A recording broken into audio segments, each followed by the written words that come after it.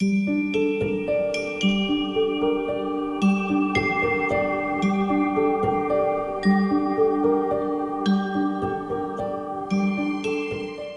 up, everyone, and welcome back to Miss Azriel's Gaming. So today we're going to jump into a new game called A Lap of the Gods, and the devs had reached out to me and kindly gave me a Steam key for this game.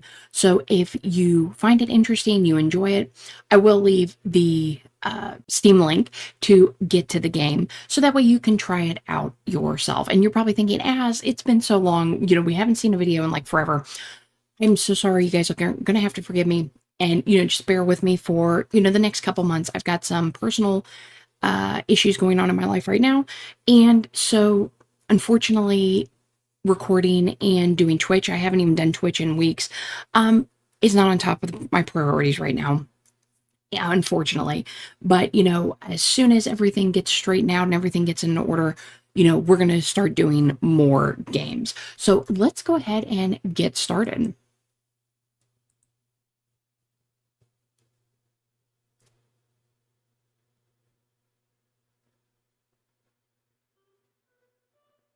They say you die 3 times. First, when your heart stops. Second, when they put you in the ground. Third, the last, someone says your name.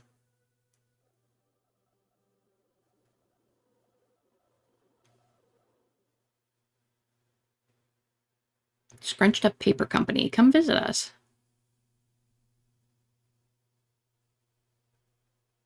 $2.50. $2.52. $2.54. Ma'am. $2.56. Ma'am. Huh? Oh, hey, Pushman. I thought you weren't coming in today. Coming in today until. I do like the artwork. Very different. Pushman, everything good? Ma'am? Who are you? You cannot be on factory grounds right now, ma'am. First, we have to get you out of here before we can talk. Follow me, ma'am. What? No, Is this a bit? While I appreciate your enthusiasm, ma'am, we can't have a random citizen operating the lines. Wait, Kieran? Cure? Ma'am, we can get you help outside, but you are not permitted to. Pushman, what the hell is this? What is what? Does she, know you, Pushman? No, I don't know why she keeps saying my name. What are you talking about? Ma'am, is this your way of getting rid of me? Is that it? Wait, not in his face.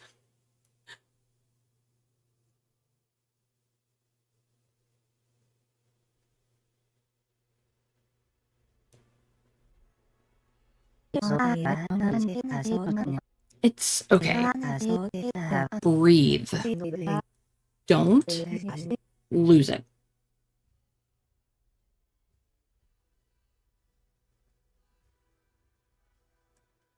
I mean, I probably should lose it. Old pokey jail. Oh, I can click on the door. I'm about to lose it. Who is laughing? And then that's when I told him. What did you tell him? As if I'd ever tell you. Oh, he's pretty cool looking. So tell me, Postman. I'm not a... Is this the one we were talking about? She sure is. Still hasn't told us her name yet. For the 50th time? I don't know why I said 15. It's 50th time. My name is Marion. She says that, but we keep running her records. Zilch pops up. You've been waiting for a month straight to use the word zilch, haven't you? You can go. I've got this from here. Well, have fun in there. What is it? Scorial? Scorial? I will. Whatever his name was. What an absolute pleasure it is to finally meet you. Marion? Who are you? I'm a dreamer. I'm a schemer. And I most certainly may be your redeemer. Marion? What? How? How about you trust me? Are you a lawyer or something?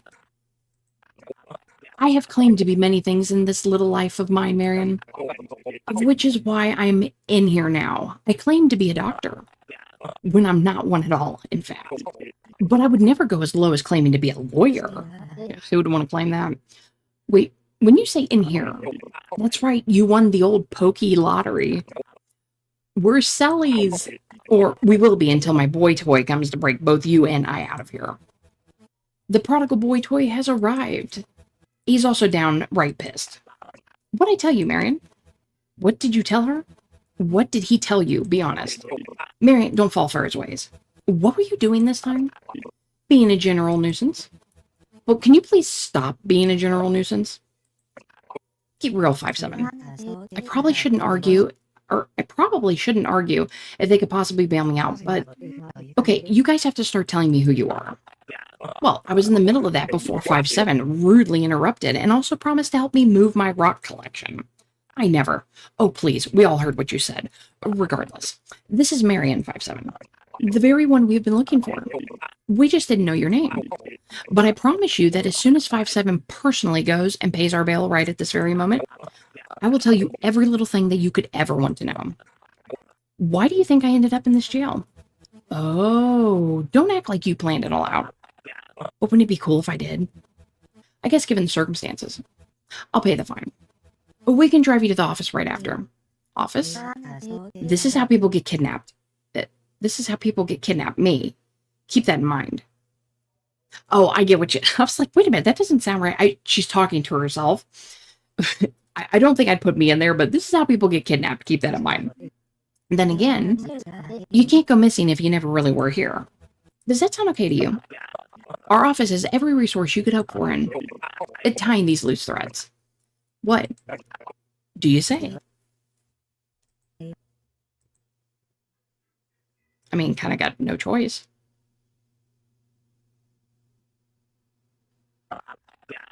Our car certainly is a car, isn't it? That it is.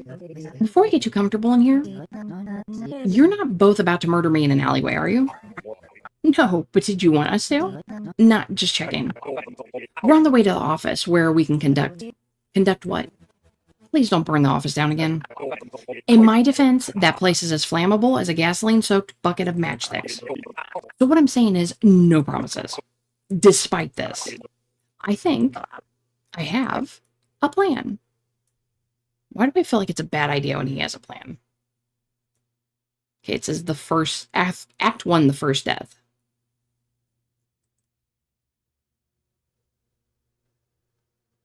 Friends and family bite the dust. Call the guy you can trust. It isn't much, but it isn't an office either. And yet I call it what I please. Local experts refer to it not as an office, but as a health hazard. If the building looks unsteady, don't worry one bit. You know, I'm not too sure. There we go, there's the door. I was like, where's the door? These walls are packed to the brim with asbestos. So if the place does give out, we'll have the softest, coffeeiest place to land. Take a look around, be my guest, take a load off, mi casa, su casa, home is where the heart is, etc., etc. Ignore anything that looks like a bomb, especially non-bomb looking items. Well, I just won't move. Does he pay you well? It's funny that you mention that, because when he remembers, nope. This is less of a job and more of a volunteer position if my pay was involved. Listen, I know you're probably nervous. Your life got upended, you got thrown in jail, unjustifiably, may I add. And then 2 incredibly handsome and perfect men showed up and took you to a rickety old building's 2nd floor that used to be the 3rd floor. Someone stole the entire 2nd floor, and it was a whole thing, please don't ask. But I think you'll see that you and Scorial have something in common. He's going to explain everything once he stops running around like a rabid cat, but for whatever it may be worth, I'm sorry this is happening to you. Do you know what is happening to me? Scorial knows more about it than I do, but we're going to try and figure out how to reverse it. Whatever it may be. That can happen? Yes, it can. You don't think I can talk like that, too? Your rot is fascinating. What? The goo? Well, it is goo, isn't it? A primordial substance, like fire or ice. It is an inaugural part of the universe. The same with the smoke rising from my face. When did you notice that this muck was emerging from you? I didn't even notice it until after I was in the cell. Among everything else that was happening, I thought maybe I was hallucinating or something. That smoke isn't just part of your head. Alas, 'tis not. Rot, the body, smoke, the soul. Two halves of the same form, intertwined in constant motion from beginning to end on the immersive veins of life. They thrive off one another, you see. Each one keeps the other in a constant war that they cannot settle, and our bodies are holding that together. Most beings here on the lap can be compared to steel boxes, holding the two warring primordial forces within our bodies until, be it age or disease, we finally break. When this latch finally breaks, the two halves can finally get away from one another after a little lifetime of fighting. The rot melts into the ground below, and the smoke billows far from its captor. But you and I, Marion, we are not steel boxes. Love the perfume, by the way. Oh, well, thank you. We are both large burlap sacks that are desperately attempting to keep two grizzly bears from tearing each other limb from limb. Guess what, Marion? The seams are tearing. The threads are becoming undone. We're falling apart. The rot is the collective physical form of all the beings who have died on the lap. A primeval melting pot of decomposition enzymes after the body ferments, dripping below the lap itself as every corpse trickles in the soil after their time of death. Our body's oil polluting the very ground we walk upon, pouring from your veins. Well, this sounds bizarre. Without the body, and the soul is worthless. But it is who you are. Your soul is. Your personality. It is your likes. It is your dislikes. The way you speak and experience the world. On the other side of the proverbial coin, the body is just a container, without a soul to inhabit it. It'd be like a jellyfish. It may eat. It may rest. It will be, most certainly, it is living. But what choices can it make other than the most basic of functions? The soul, the true fruit of the mind, is the smoke. It's a yin-yang situation, you see. I'm losing my soul as it rises from me. And you are losing your body as it pours from you. What's going to happen to us? You've been around for 1.5 years, though, right? Still kicking. And while we still continue to kick, we have brought you here, Marion, because we need to figure out how to stop this. What are you planning to do? You have any ideas? The candle of life still flickers for you and I. Best not to get worried about the ifs and the whens. We will die, Marion. But doesn't everybody? You can do cool stuff like I just did when there's half a ceiling and no floor. Are you worried about the floor? Kind of.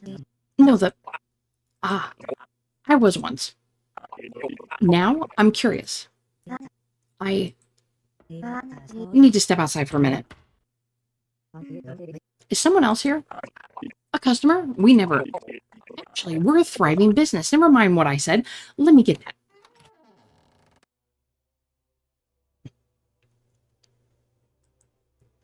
Sorry, sir, we're closed. Oh, I know. Are you Scorial? Well, we don't know nobody around here named Scorial. Not one guy. 5'7" jumped out of the fire escape. I'll stall him. Listen, this may look like two squatters using this loft as an office space, but I assure you, you're still here. Don't make me get the shoe. It ain't. I'm being serious. And please, God, believe me, I'm going to get it. I think that settles it. Oh, there's like a little error down here. It says couldn't find the images. Corel sprites, not Scorel. Oh, no. No. I'm not here for any reason that you'd be able to fathom. Oh, for real? I mean, for real? I didn't know of this place until I appeared on the street corner. I'm here because you misbehaved.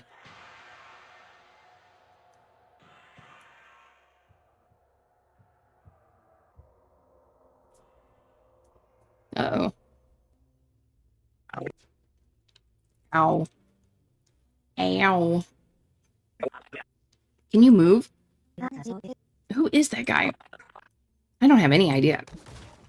I don't get how the floors work here. And,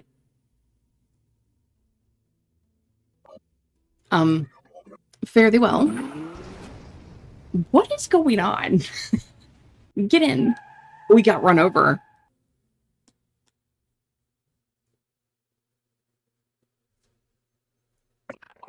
Quick thinking, 5-7.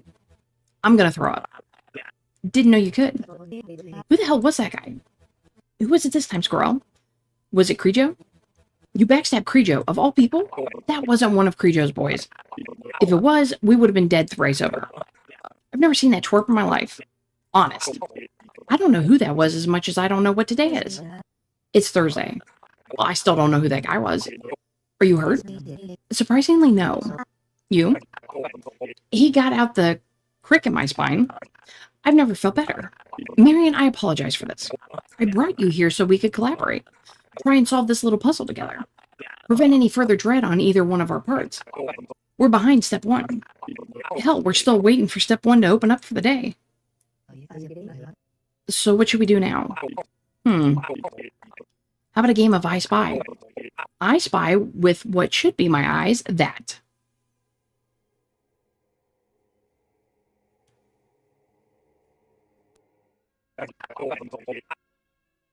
A gateway. Do you know which one that is? I think that's the hymn. The latest one. What do you know about gateways, Marion? Not a trick question. Well, I know they're statues. That they are. But they're not made of marble or granite. They're made of bone. Calcified corpses that crowd our cities like the stalks of some great gray trees. As much as we see gateways around us, not much is written on them. I guess there is. Huh? I guess you're right. We have their names at the very least. Ah, but those aren't even their names. They used to be alive. Ever touch one? No. It's a terrible texture. You should try it. When a gateway is formed, everything that has ever once formed them on this physical realm vanishes. Everything they own. Everything they say. Every video, every photograph, every single molecule that could ever be said to show that this person once lived disappears from our world. All they have is their title, and the kingdom within their mind. But a gateway is always chosen one at a time. At random, no less. But it seems as though you and I have been given a radical alternative to this tale. When a gateway is chosen, their body will begin to erupt smoke and pour rot endlessly until their entire body withers away with the wind. And yet, only my body produces smoke, and only your body produces rot. You are losing body. I am losing soul. I do not yet know what this means. This has had to have happened to someone else before. There's no way that we have such thin luck that we can somehow be the only two people in recorded history that have gone through something like this. Oh, please. You'd be surprised at how choosy fate is. Right now, we're... Hey, 5-7. Where have you been driving us? I've been going in circles for 10 minutes. Take us to the library, please.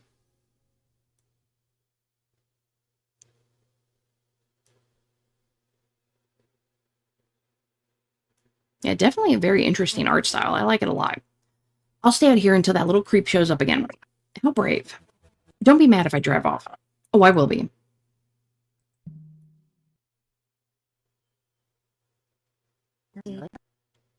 I know we're in a library because we're looking for books. But why are we here again? What I'm looking for are a collection of family trees. You'll see why shortly. May I help you to find anything? Ooh, that's wild looking. Do you have a collection of family trees in this lovely place? Family trees? Any family in particular? Not one. Any and all. Splendid. I will place them upon the table to my left for you to go look at when ready. In the meantime, let this library be your paradise. What are you looking for? We are being erased. Your friends do not remember you because when a gateway is chosen, they truly ascend. This has had to have happened to someone else, you said. Maybe not our special predicament, per se. But previous gateways have had to have been erased, right? Everyone else is still in that family tree, though. It will, if we take a gander, perhaps we'll find some patterns. Even a badly drawn map leads you closer to treasure better than no map at all. Unless you know where the treasure is or something.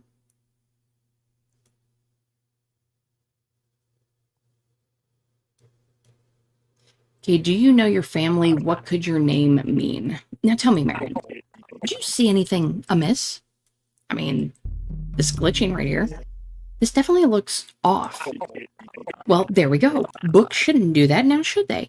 And what's these little lights, huh? It's good you see that, and you can tell I have no eyes. Anywho, this fallen fruit has left quite the trail as it fell and rolled away. Do you think the parents are still around? With how recently these books were printed? I'd be more shocked if those two were dead. When you're ready, we'll discuss this more in the car. And we found that fast. Where are we at now? The Bureau. Hell, if I knew where everyone lived, we would have found you a lot sooner. And I would lurk outside people's windows. Just for the scumminess of it. I guess you do have a point. You like being a dirtbag too? What? No! About the people. Ah. But we do have their names. We'll see how far we get without tripping too many alarms if you catch my drift. Just follow my lead.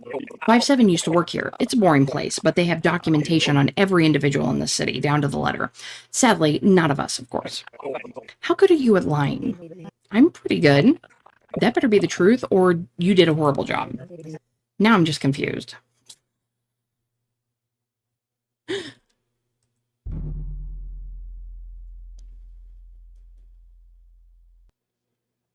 Oh my god, she's the staple remover. Welcome, welcome. How may we at the Bureau assist you? Actually, I'm not here as a customer. I'm here because of your mother.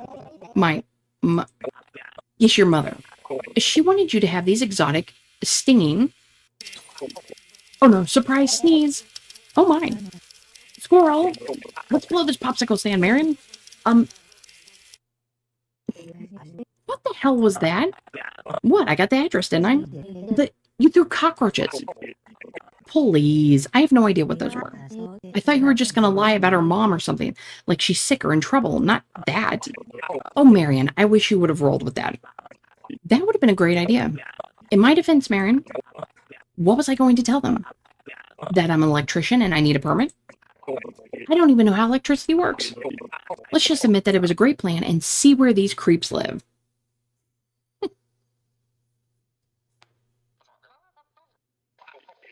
Yeah, that's the address. Need me to spell it out for you? You would? You may be a terrible husband, father, and dental consultant, but you're one hell of a map guy, Pablo. You sure know your way around this town. By golly, by gosh. Which makes sense, you horn dog. Oh, big time, bozo. You heard me. I know you did when your ears are the size of the elephant's foot. What's your next move? What's Peanut Brain's next move in the unbridled game we call life? Big mouth? I know people like that about me. How dare you? Kill me. I'm too oily to catch Runt. I called him a runt to put him in his place. That was Pablo. He's my map guy, makes maps. He's really struggling. This is in spite of how lucrative his business is. Our lovely driver should be able to follow the instructions. I scrawled Pablo's mask ramblings on that boring book you keep in the glove box 5-7. The owner's manual? That guy sounded so angry through the phone. He was fuming, really. He's going to get me one of these days, right between the ribs with the filthiest, rustiest knife he can possibly find. The little rascal. Oh my god, this dude's wild. So, you've been dealing with this for 1.5 years? You could say Pablo has been bothering me for a better chunk of that, yeah. No, not that. We're dying. Ah, that. How long has it been for you again? Days. Ah, the first ones, the worst ones. You get used to it, unfortunate as it is. As grown-worthy as the statement is, trying to turn this proverbial lemon into lemonade isn't going to be easy. But I've gotten a few drops of lemonade despite the lemon being as solid as a rock. For instance, a lot of people around here want to speak to their loved ones again. Who doesn't? Well, they can, through me. Who doesn't wish to hear the voice of a loved one once more when they never truly cherished it while it was here? As my smoke rises to the aether above, it connects with all of our kind who have passed on into the afterlife. I can connect with their soul. You can do that? Sure can. Tell her, 5-7. Yep. Are you not convinced? It's part of what 5-7 and I have been up to this whole time.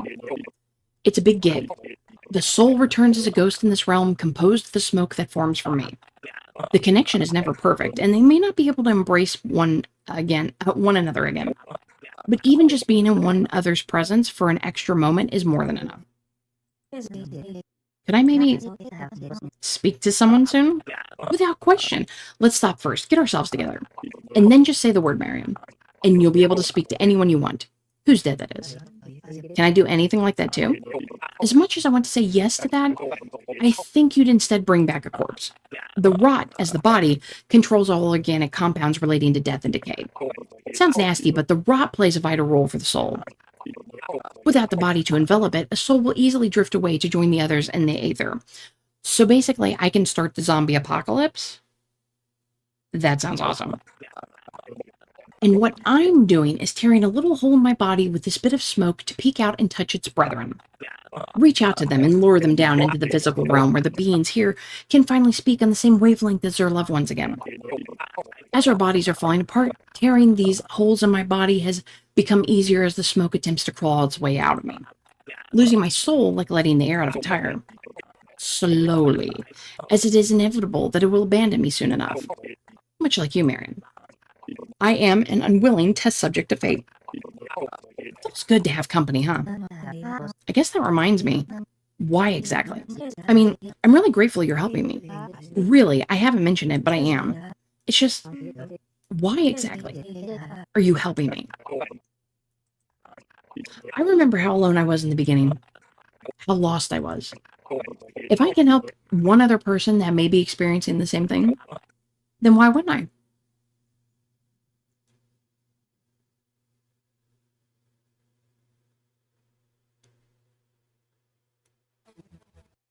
I've taken 10 lefts already. Try with rights instead. Maybe Pablo was wrong. Pablo has never been wrong about anything, ever. What was that? I look around this place and it makes me feel something. I just wish I knew what. Can I step out of the car for a moment? With how fast 5-7 is going, I would suggest we slow down first. No, I just need to stretch my legs, breathe for a minute. Sounds like a splendid idea, Marion. 5-7 and I are going to try and figure out if we're fun lost or scared lost yet while you do so.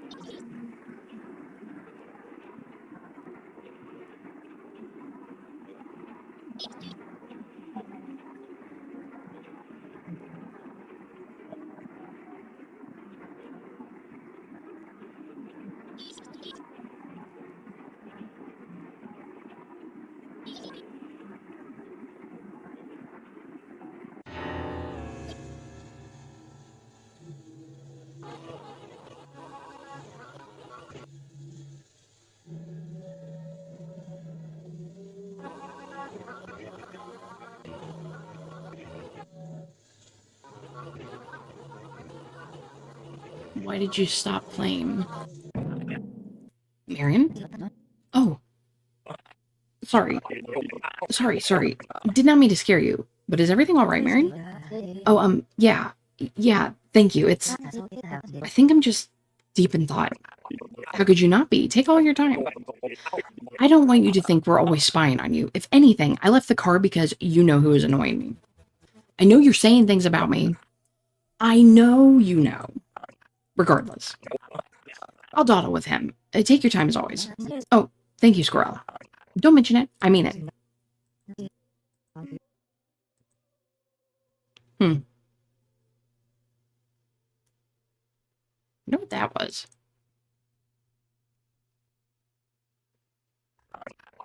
5-7 and I figured out what we were doing wrong. We had no idea where we were going. Imagine that. Huh, that's weird. It is, isn't it? Now that I mention it right now, you and I haven't even partaken in one single moment of what people refer to as a chat. It has been all business, hasn't it? Hey, when our lives may be at stake, I'll organize a few of my file folders.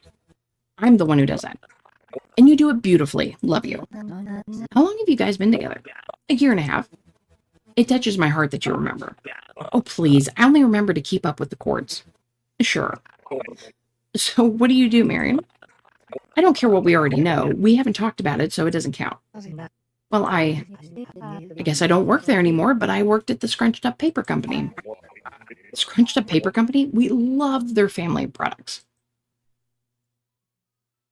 Scrunched Up Paper, good. Yeah, I had a pretty sweet gig. Worked these paws to the bone scrunching up paper. Look at our muscles, 5'7". 5'7", you're not looking. I'm driving right now. You're so selfish. Well, paint me purple with jealousy, Marion. We'll get you that job again, so help me or toss me off the lap itself. You think so? I know so. I have a feeling that if we just get some clarification from someone who's gone through the grieving process, then maybe we can get an idea as to how to stop this at its core. Will people remember us? Will I remember them? Will you? We'll see. I do hope so. But God damn it, we'll see until our eyes dry out. I think this may be the spot, wherever you guys are ready, or whenever you guys are ready.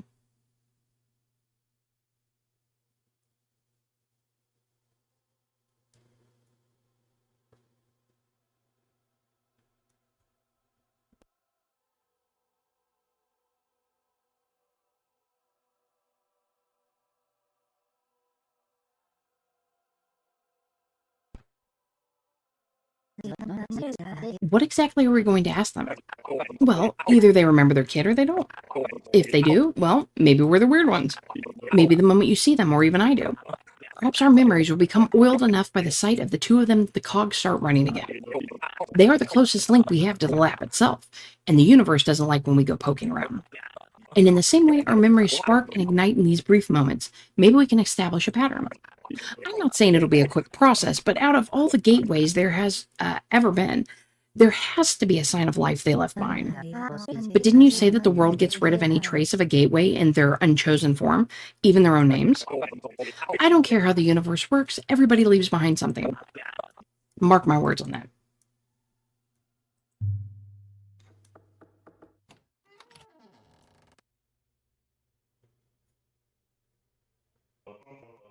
Hello?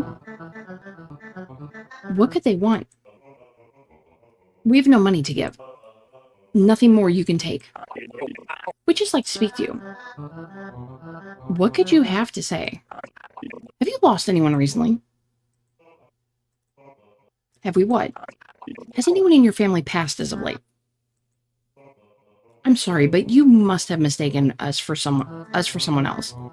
Are you guys looking for somebody? Oh, I assure you two that you two are the exact two I'm seeking out. But perhaps I should explain. Do you mind if we come in? No.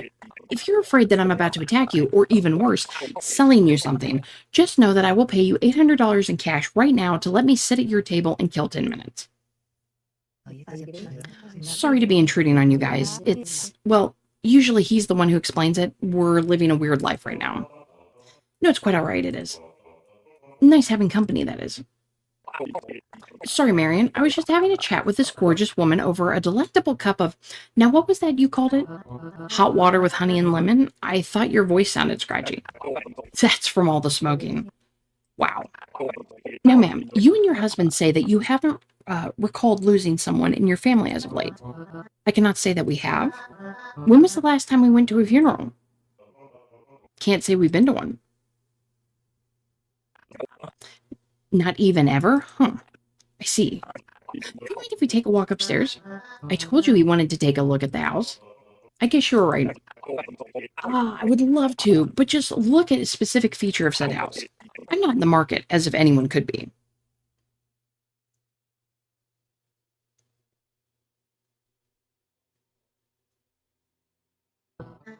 Do you have any questions?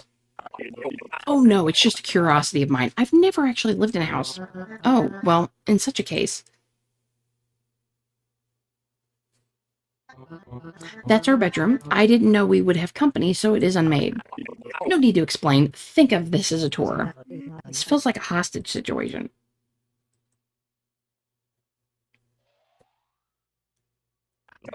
Oh, wow. A bathroom you can actually stretch your legs in. Wish I needed to use one, like, ever. I hope you're doing good, buddy.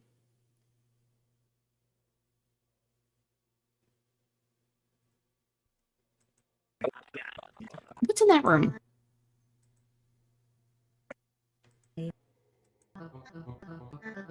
What was that? What's in that room? Hey, hun. Yes? Everything all right? Yes, it is. Holler if you need me. Now, I... Did you need me to get the door for you, ma'am? Maybe. I can't find the doorknob for some reason.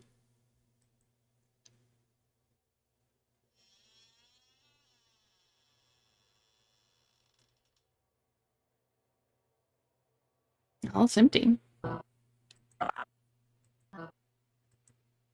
I think I have to go and lay down now. Wait. Are you okay, ma'am? Hun? Out through the window.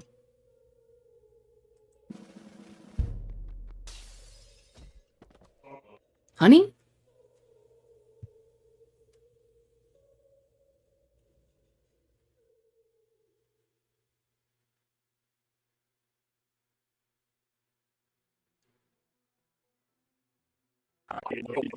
I want to say we have further ideas, but to be honest, this is often when the searches for the gateways end. There quite literally is no trail to follow. What was that you said earlier then, about the universe and all that stuff? I stand by that. I just don't know where that thing could be.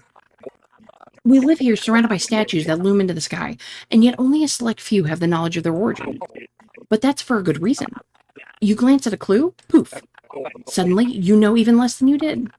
When your family doesn't recall you, when your friends don't recall you, and any trace of life you may have left behind gets completely wiped away from the fabric of reality, unfortunately, it looks like the fish bit the bait off our hook. Even videos. 5-7 and I look like a couple of creeps when we look through those people's videos. We scroll through hours through security footage, through family tapes, even some old shows. But alas, the only thing we found was boredom. I had fun. You like being a creep. Yeah. And the footage was fine? Perfectly ordinary. Blandly so. So then are we really just at a loss?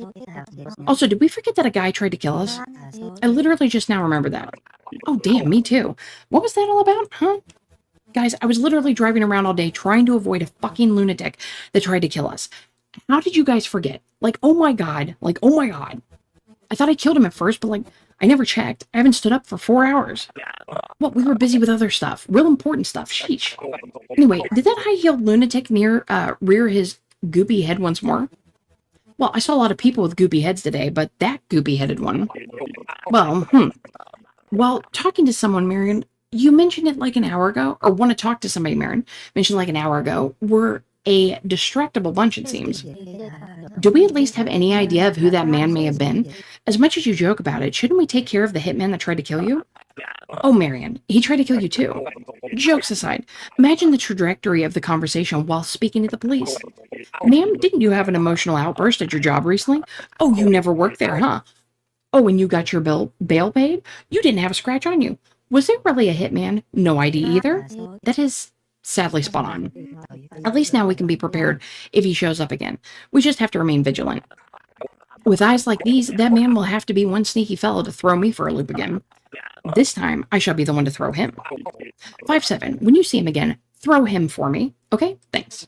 But I already said thanks, 5-7. Sheesh. Where should we go? The office? Then again, that would be like going back to the crime scene. Well, it was one already, so we wouldn't make that much of a... Oh, that guy tried to kill us. God, when you're used to it like I am, it all blends together, you know? I wish I could say so. You guys want to come back to my place? It may not even be in my name anymore, with the way things have been playing out lately, but what the hell? I still have the key. Dear God, you have a home? Is that a yes? Eyes wide, 5-7. Finally someone we know owns a house. Yippee! I'm so scared to ask if they don't have a home of any kind. Yeah, you guys should come and check it out. Maybe we can still figure out this puzzle. Some way. That sounds like a perfect plan. Onward and outward.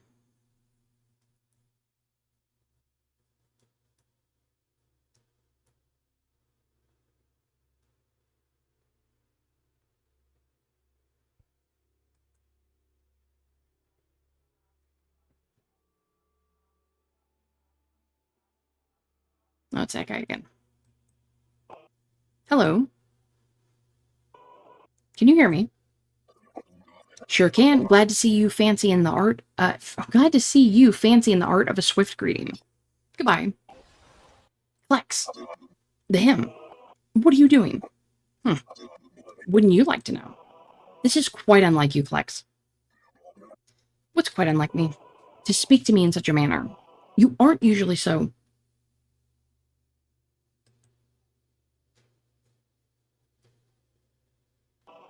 Whatever it is that is disturbing you, I hope you find peace with it. If you decide to tell me, don't stray too far. I won't.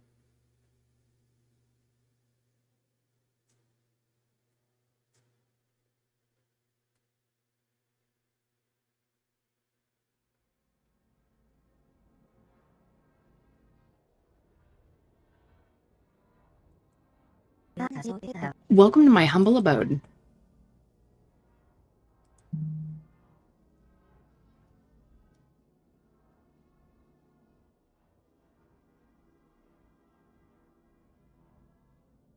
Neat. Make yourselves at home. I was afraid all of my stuff would have been gone, but the main stuff is still here at least. Wow, would you look at that 5'7"? A real-life couch. Squirrel, look. This place is a floor. It sure is nice standing on solid ground after driving around for hours because I thought we were going to be murdered. Did you guys want anything to drink? Anything to eat? Oh, no, but thank you. I get all the nutrition I need from the air. I absorb it into my skin like a frog. I do not know how to respond to that. Nobody does. Can I have some tea? What is that? 5'7", stop being weird. We're trying to figure out stuff. One day I'm going to attack you. I wonder if Gateway will be a dead end, regardless of how many we find. What if what you said happens to a gateway never really happens? They're forgotten anyway, so it could be like a big game of telephone. And maybe it's just that everyone has forgotten what the first message was. It's a peculiar thought, isn't it? I can't even tell if the tale of the gateways is a story from our childhoods that we have ingrained into our memories, or a primal instinct that we simply try to ignore. When a gateway is chosen, they become a literal gate between life and death. They built this world with a carbon filter from the smoke. They form the ground below with rot packed tight like a fist. Gateways are the only ones that can control the flow of body and soul forming all of us. And yet here you and I are, doing this so-called impossible feat. Once you are chosen, the grieving process almost immediately takes place. Your body erupts rot and smoke, signaling that the choice has been made. And then, only when a gateway is born, the lap blinks. The rot and the smoke, instead of fighting one another as the lap beats down her gaze upon the world, the two primordial substances are no longer blinded by her. They instead fuse together, calcifying into a magnificent tree that mimics the corpse that they emerge from. Forever the two bask in the gaze of the lap, both sides surrendering at the cost of their lives. At the cost of their originator. Yet you and I, we seem to be thriving in spite of appearances. Thriving is one hell of a word to use. If you think I'm going to go on a whole thing about how I think we should give up, or go on some power trip, you're wrong. I want to get rid of this as badly as I'm sure you want to get rid of that delightful hand-shaped chair. If we get out of this thing, all problems solved, you got yourself the hand chair. 5'7", did you hear that? I did. So it's like some great universal chords got mixed up. I don't want to question the universe, but then again, it is quite confusing, isn't it? It's like, what the hell? I thought we were cool. But what if I say if the universe is going to try and throw you off, show it that you're on your toes? Sometimes you gotta bewilder it first. Anywho, did you want to have that speaking session you spoke of? I do remember speaking of that speaking session. Are you guys going to keep speaking about the speaking session, or are you going to do the speaking session? So how do we do this? First, we gather a few things, then we can have our long talk.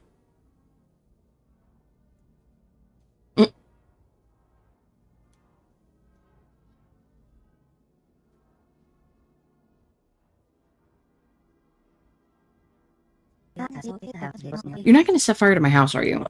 Not today, that's for certain. Maybe in the spring.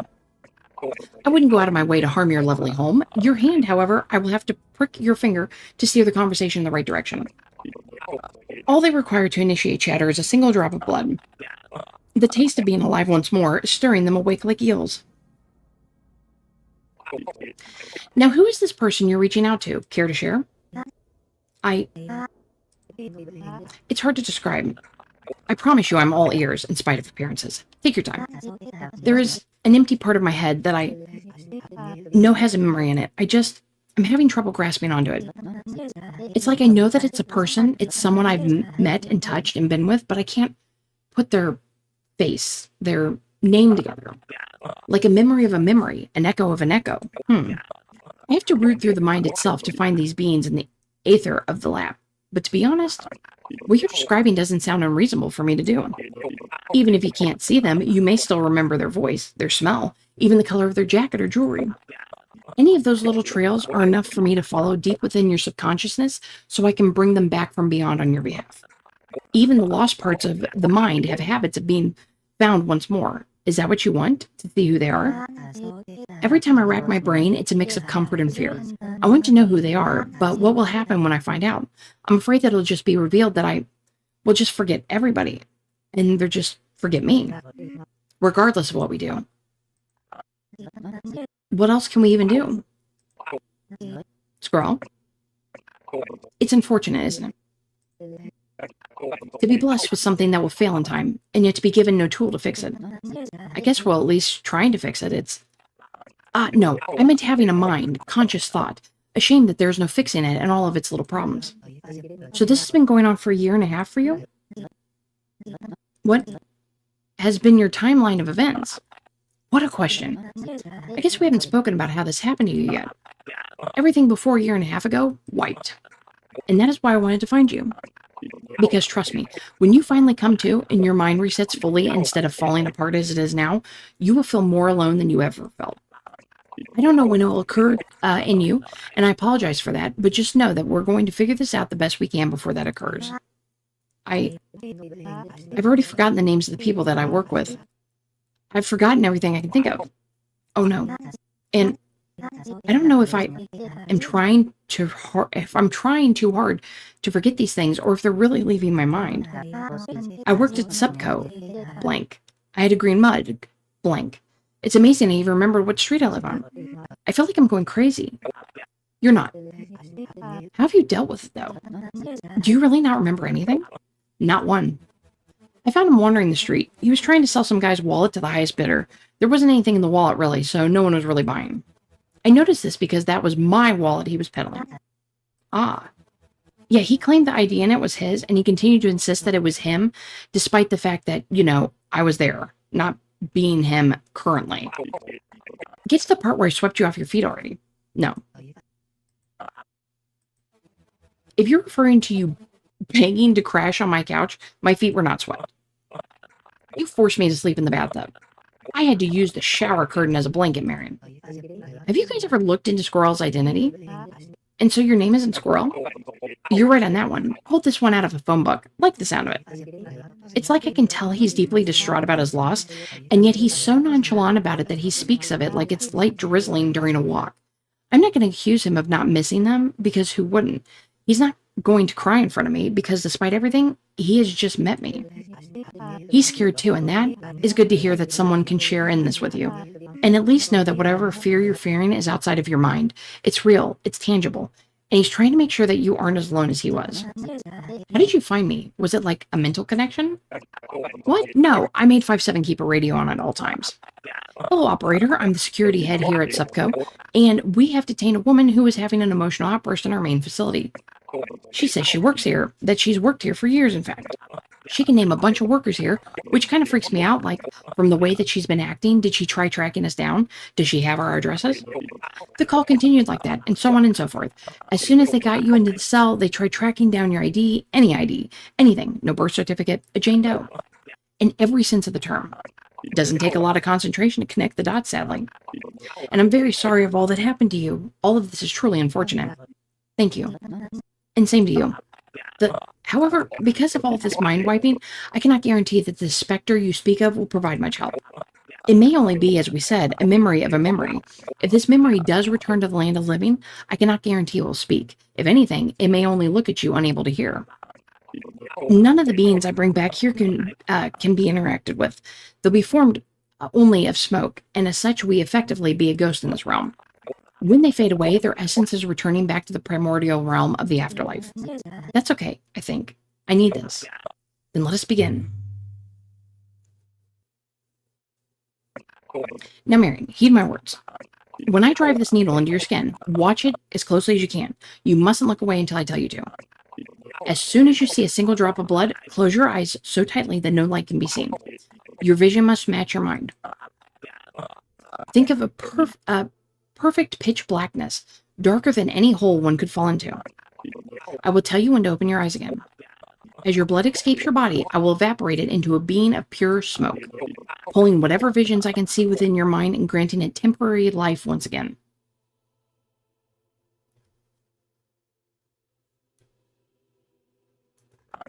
Marion, I'm about to drive the needle into your skin. There won't be much pain, but it will hurt. Ready? Set. And away we go.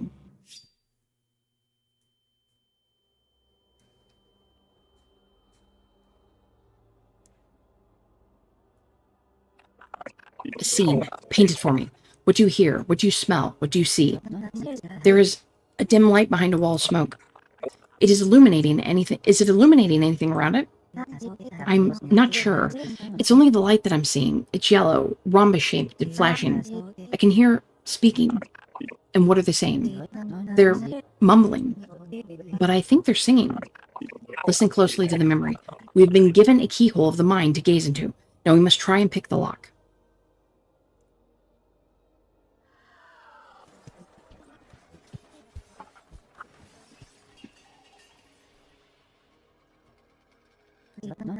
I thought you said they'd be intangible.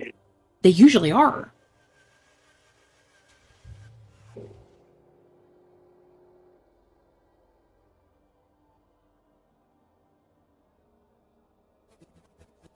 Guys, that thing just took our car. What the hell is that thing?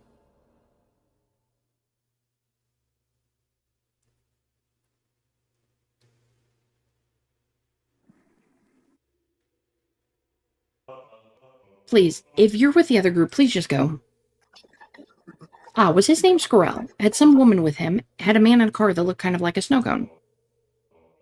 You seem to have met them. My name is Klex. I'm not associated with those lowlives. I will kill them, however, I assure you that. May I step inside, discuss this further? Okay. Did someone tell you our address? I don't like that so many people are dropping by. I assure you nobody would dare to follow my trail. I'll be your last intruder here. Okay, Act 2 is the second death.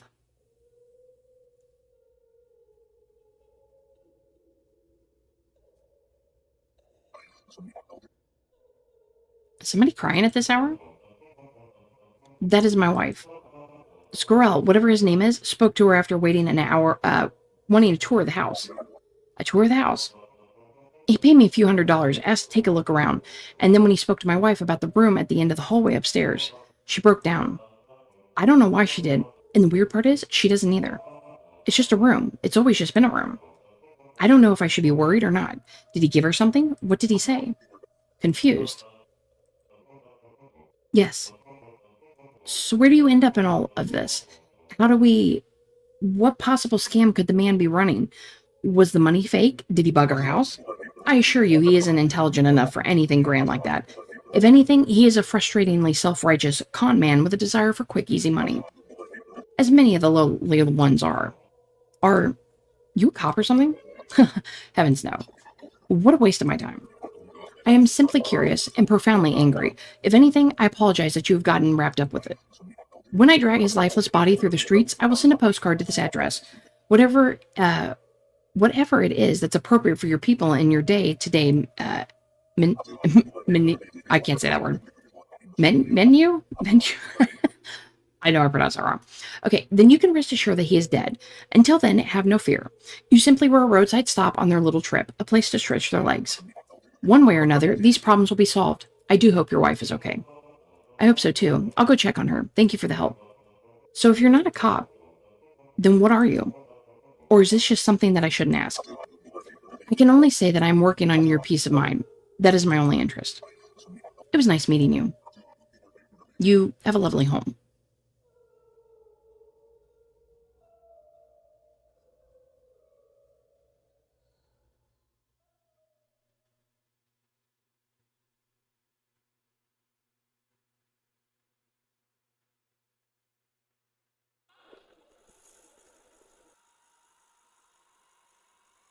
Mm.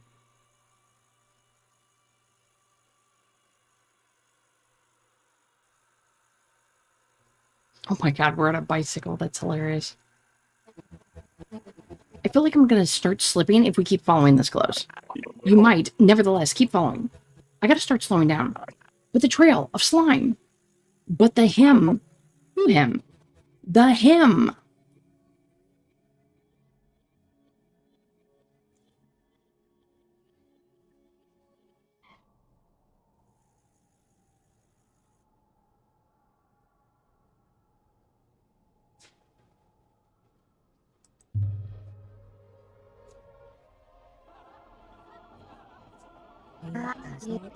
Guys, I have no idea how to deal with this thing. Do we attack it? What can we hit it with? Is it goopy? Can we even hit it? That's a good question. Let's find out. Something beneath the soil beckons me. It is young, and its mind is still fresh, still free. Don't you wish to be free? The young one must be siphoned.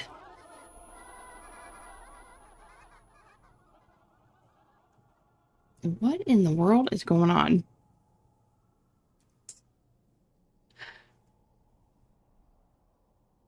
Like, was it talking about the him? That doesn't seem good. Scroll. This just in. It's the fuzz. Act natural. What in good golly's name was that? We're not sure either, Mr. Officer or whatever. Why were you chasing after it then? We weren't? Why were you watching us, huh? Answer that. Come on, guys, let's scram. Actually, I'd stop right there. You're under arrest, Squirrel. You know. Like again? That thing scrambled out from behind the wheel of your unlicensed and unregistered car after driving on the wrong side of the road while I was eating my pre-packed lunch. I got out of the way of it before it crashed, but the 6 people it drove over are above and below now. Oh, God. How do you know it was mine if it was unlicensed and unregistered? Forget to get your taxi license renewed for a few years, huh? Taxi and limousine. Somehow you got legitimate taxi certification for a stolen car. That says more about you than you could ever understand, Squirrel. Until we figure out how to proceed, take them to the tomb. Oh, great, the tomb. That doesn't sound good.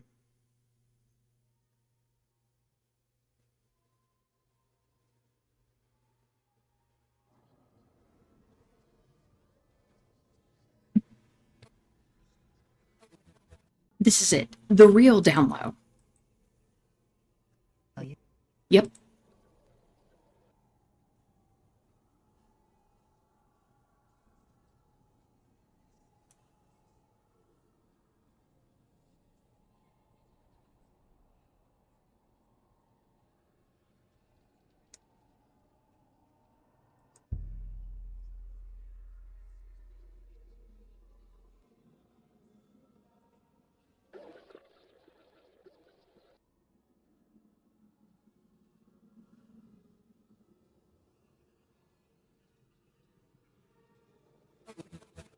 I feel numb.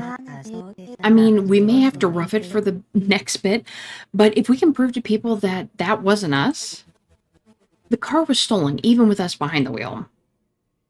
Oh, dude, we got arrested. I thought we looked like we were in a jumpsuit. And, maybe I was with a guy named Scorial. I'm not sure if that name sounds familiar to you or anything, but, have you seen a man around your same height? His head is a bear skull. Chatty. Oh, did he forget her? No, I haven't seen him. Have you? Or are they forgetting him? Well, he's like...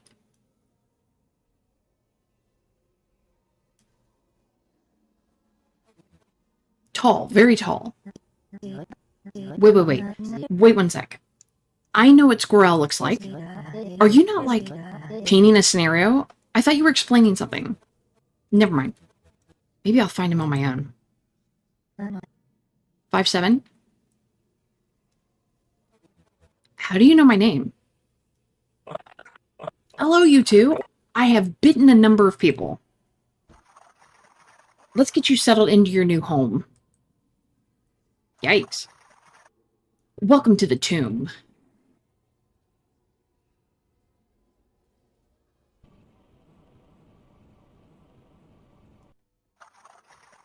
Hollowed out and transformed into the Lap's premier Supermax prison, the tomb's corpse has served its community quite well. We hope you enjoy your stay. Food is served when we give it to you. Bedtime is when we tell you.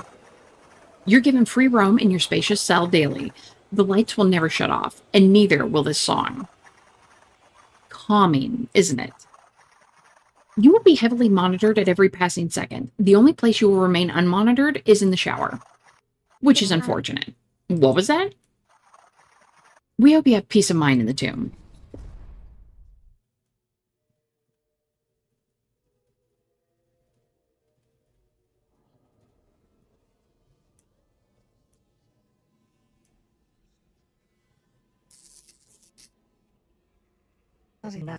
Well, let's take a look around. I was gonna say, are they gonna put us in the same cell? Okay, I don't see anything. I'm trying to take a look around. Oh, there we go.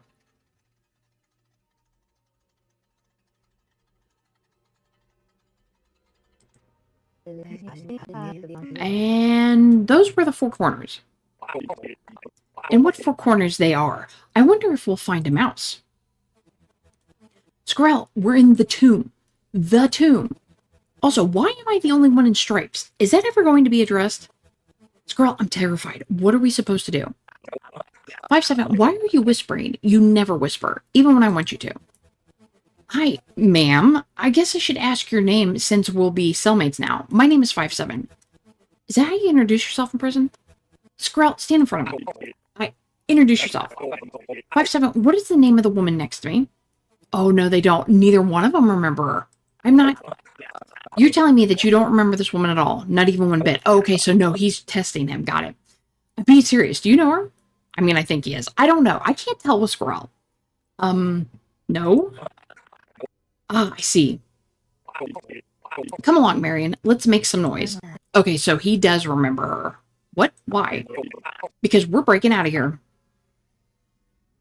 Well, then why would we make noise? I feel like that's the thing we don't want to do. Okay, so when you start screaming, I'll hide behind 5'7", you see, and start shanking the guard in the kidneys. Huh? It'll be a piece of cake. I don't think that's a good thing. Oh, I thought there was somebody up there. What ambitious plans. Either the delirium is setting in faster than expected, or the ceiling is speaking to us. Trying to escape is a fool's errand. For a lifetime, I was sentenced to the tomb. And for a lifetime, I will remain. A lifetime of escape attempts, a lifetime of body cast I had to lie entombed within. It is only fitting, whoops, I actually hit the wrong button. It is only fitting now that my cell will become my casket. Is there no escape from the tomb? Many have tried. Do you hear that?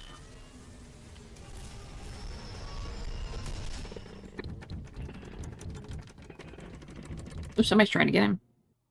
Nobody's home. Oh, it's that one dude. There you are.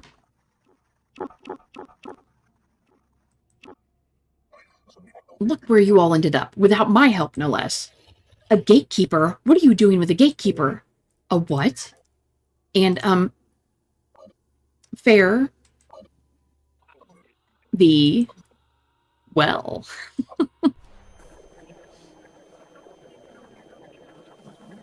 Are we dead? Oh god, he's still here. Somebody bash him with something while he's like this.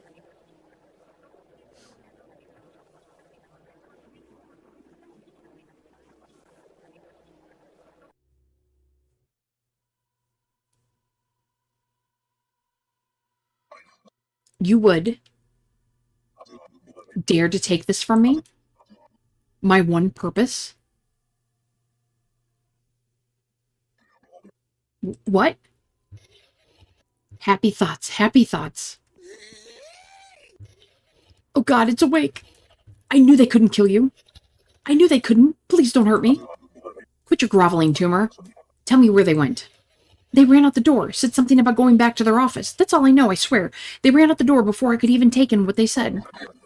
Always back to that same spot. Fare thee well, Growth. Oh, thank you, Gatekeeper. Oh, thank you.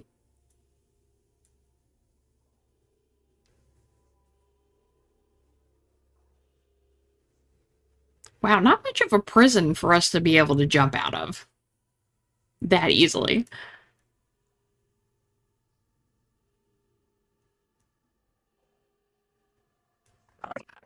It was a good idea that I told that ceiling guy that we were running to the office, wasn't it?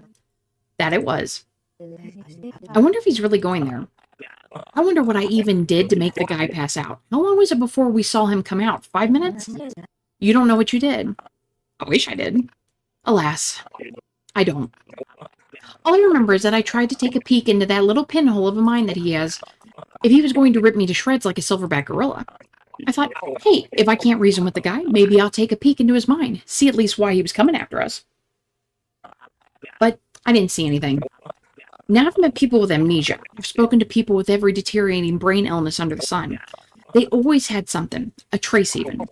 But this guy, he had only a void.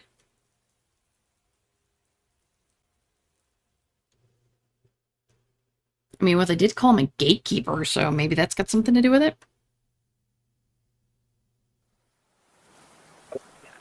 What a cheap paint they used at this prison. I didn't catch the last part of that. Buddy! How are you still alive, you rotten sack of shit? Why does everybody hate him? You got a lot of nerve coming to talk to me, you limp-ticked Nimrod. You know that. I know you don't know anything, but, you know. I hate him, by the way. I don't know either of you two, and if you're customers, welcome. If you know him, well, drop dead. I'm not joking even slightly. Oh no. I thought you were... Somebody ought to kill him ASAP. If it ain't me, and you, lady, what are you doing with him, huh? Do you have any instincts at all? He's an outhouse of a man. Out? Outhouse of a man? I'm sorry. Can we please come inside if we talk? I hate this. Before we do anything, let me guess. Is this the 5'7" that you mentioned, Scorial? Nice to meet you. Oh, please. You're just as bad as he is. If I promise to beat him to Kingdom Come if they start trouble, will you let us in? Please, oh god, it's raining so hard out. Every second I take means that you guys have to stand out in the rain longer, and... Alright. Scorial, trust me, I swear to the heavens above, I will stand by and watch this woman with the watermelon thighs break your spine over her leg if you mess up my stuff, alright? And if she's yanking my chain, well, that'll be funny. Because I will split all three of you from tip to taint. You understand me? I forgot he had that. This doesn't seem like a good place to be.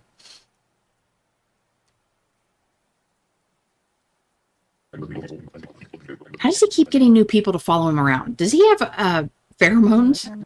It's a long story. I found that Scorial's stories often end up having no point. And a lot of energy, a lot of joy, but at the end of the day, he's a dog chasing his own tail.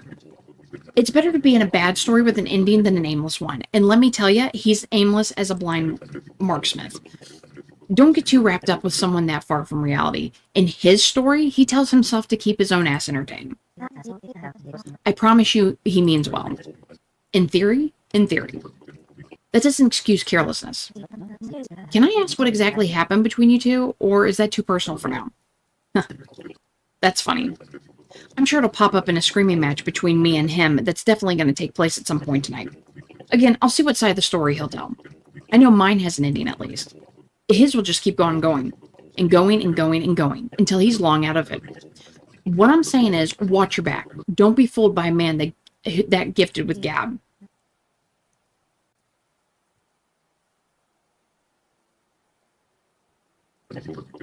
So what did you do now, Scorial, huh? Steal a fancy watch worth more than $1? Trick a child who has a mother who wants to sue you to another dimension? How many times am I going to have to explain this today? So there's this guy. What did that guy from the tomb say? The tomb? Oh, come on. Let her get through her story. We broke out of the tomb. Yes. Don't gripe at us even more. Oh, the prison. The prison. The prison. This guy there who was like growing out of the ceiling, he said that the man who is after us is called a gatekeeper. A gatekeeper?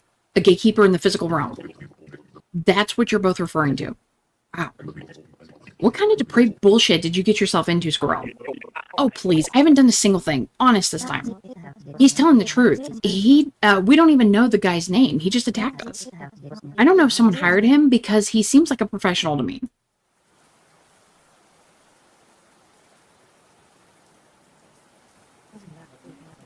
He was no nonsense. He wanted to get it done fast each time we encountered him.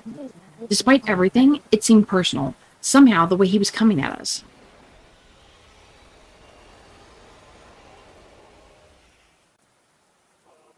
Klex.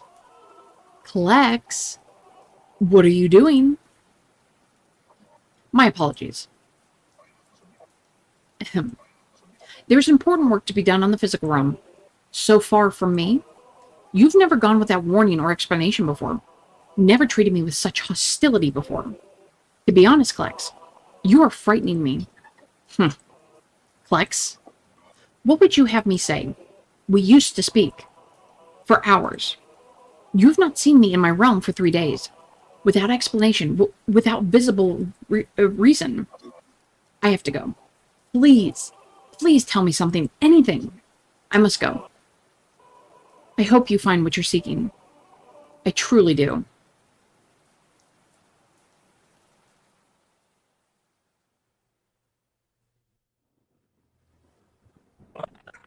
That food was subpar.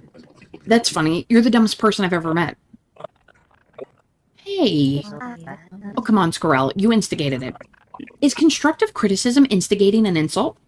To be honest, Scorial, subpar isn't constructive criticism. Also, it was just peanuts. Those peanuts are known across the whole town, I'll have you know. Well, either way, I guess I can say thank you for letting us inside. Okay.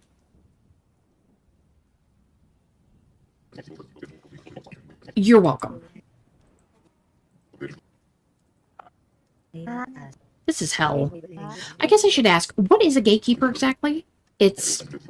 Now, a gatekeeper... I'm very surprised by that, Scorial. Come on, a gatekeeper now? You guys pissed off a gatekeeper of all things? You twit. They're made. They're beings of the mind and only the mind. They are formed from pure consciousness, the lifeblood of the lab carried in a near indestructible living canister. Their purpose, despite claims of keeping peace within the mind, crap like that, it's to keep their gateway from going insane. What do you mean by that? Well, the gateways are alive inside their monuments. Like, in a little house? No. When a gateway completes the grieving process, the brain is the only thing left uncalcified.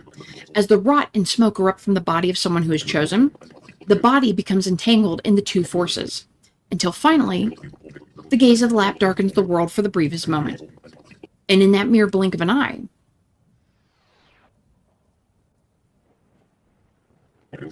the statue of a gateway is created as the rot and smoke calcify together in the dark.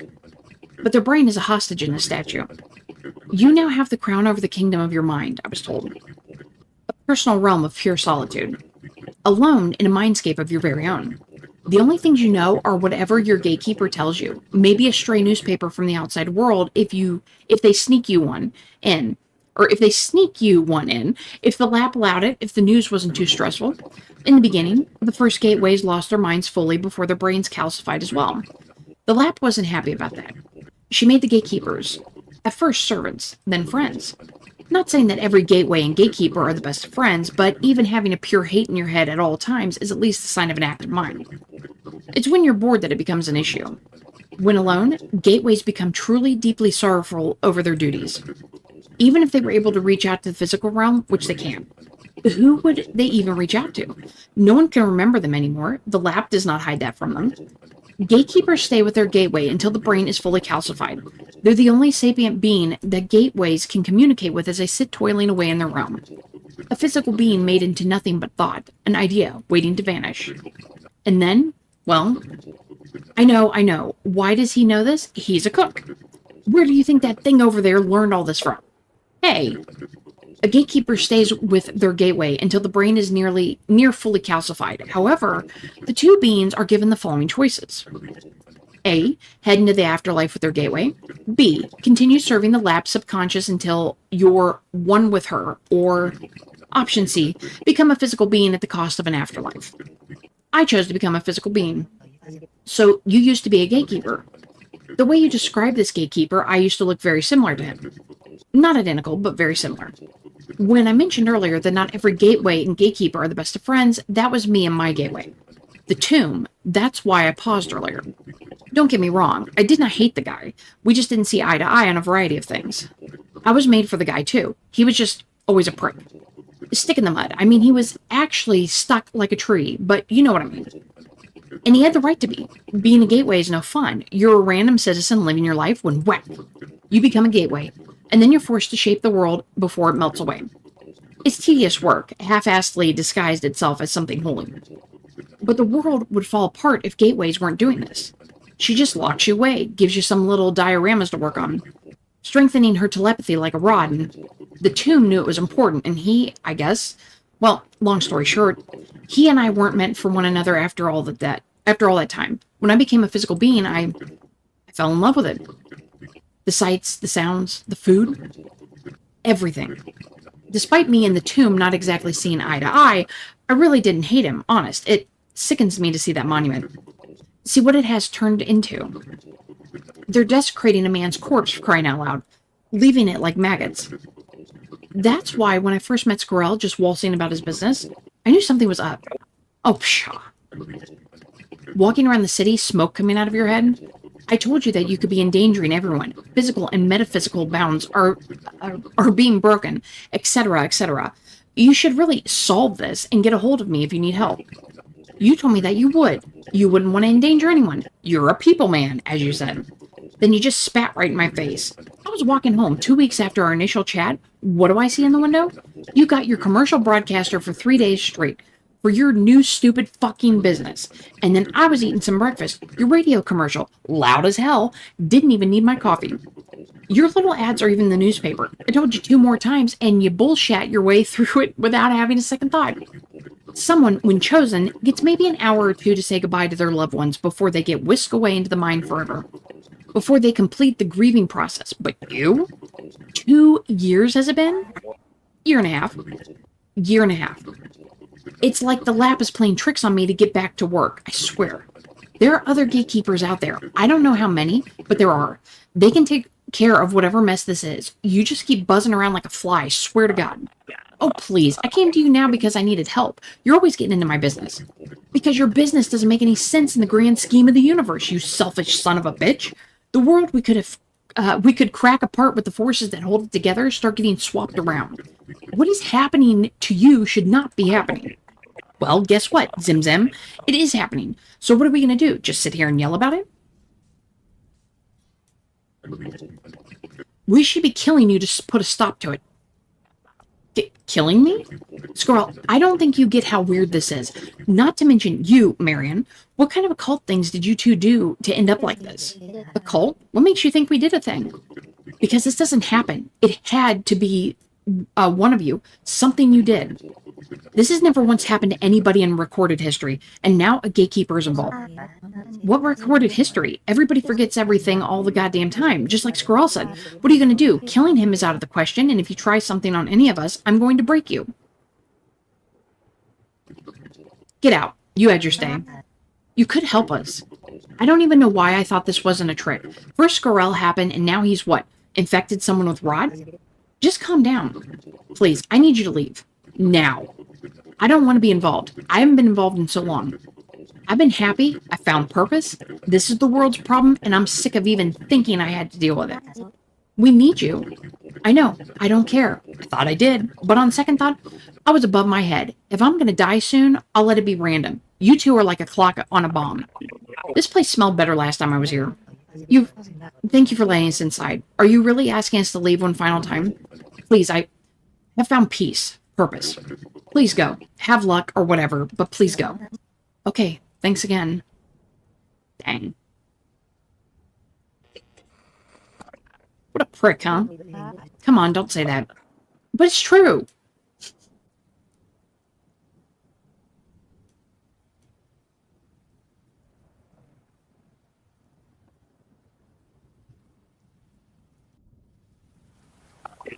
This may feel like rock bottom, but who knows? We may be able to bury ourselves even deeper by tomorrow afternoon. Where are we supposed to... Oh, ma'am? Can I help you? No. No, I don't think that you can. Scorial, who was that woman? What was that? Who was that woman? What woman? Marion? Where did she go? Where did who go? No. 5-7, this isn't good. Look for a woman in purple. Has a bow tie. Her name is Marion. She's made out of little purple hands. Who's Marion? Woman in purple with a big bow tie, 5-7. Are you going to explain later? Of course. Marion, you. Oh, who was that?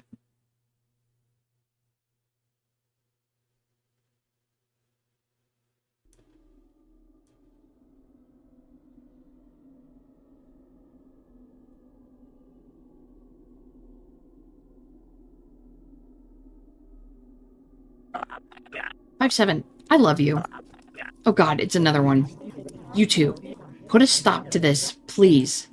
Stay back, you animal. I'm staying back. You're not in danger at my hands. Are you not going to kill us? Where are we? Who are you? We have to get back. Someone we know is in danger. First that. We have no idea what that thing is. Like, good God, whatever it is. Maybe I could get my friend to help. If you let us go, I can and get her. Unfortunate. Kill it. We don't know what it is. Mama. Mama? I don't like that. You brought it here. You get rid of it. Getting too close to it feels like someone is ramming a needle into my eardrum. And here is... You can see why I made such a fuss about the where. Ah, you're right. My mistake. Unless you get rid of this growth soon, the final breath of the lab will be upon us. Because of this growth, specifically. It has burrowed its way into the hymn's calcified carapace, and is eating his young, fresh flesh within like a blowfly. Soon, she will get to the lab through this sacrifice, forcing her to have a stroke. Her body shall begin the first stages of decomposition, and her ashes will burn for centuries, choking the atmosphere with smoke and drowning it with rot. Unless you two can revoke this, of course. We're inside what you beings call the lap's brain. This growth before us is a tumor. It is not benign. I suggest you take care of this now, or you may be broken by the guilt of so many lives resting upon your conscience. Unless what comes for it kills you too, of course. 5-7, we have to get back to Marion. Her wandering off seemed out of character. The woman in purple? If I take care of this, will you let us go, or are you going to be this much of a problem the whole time? The growth, it is rather sickening. Once you get rid of it, then you are free to...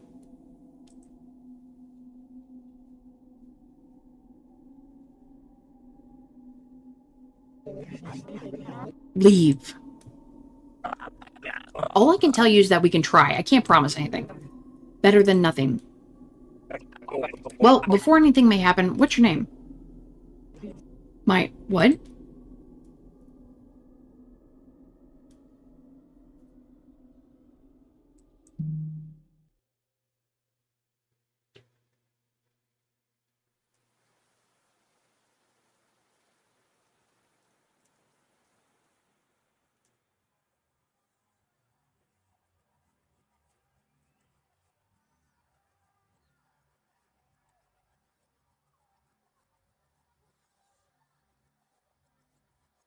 Something gonna happen?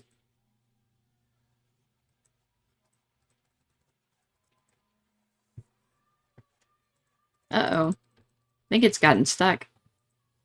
Because there's, like, nothing for me to click on. Oh, there we go. I had to go to the side. Would have been nice to have, like, a little arrow or something.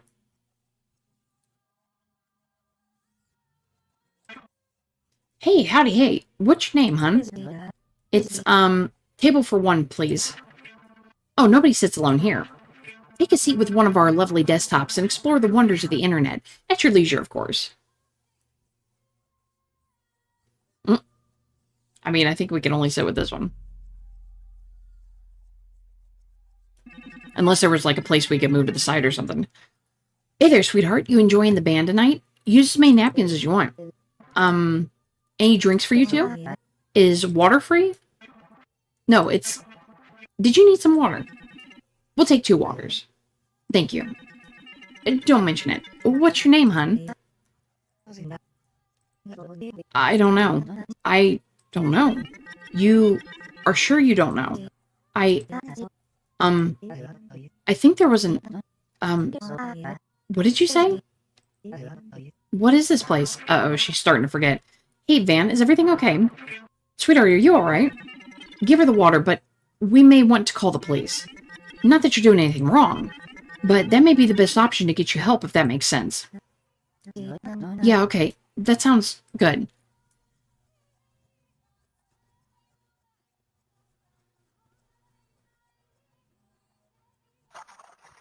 Hello there, everyday beings. I appreciate your patience with my delay. A cataclysm of sorts took place just earlier today, actually.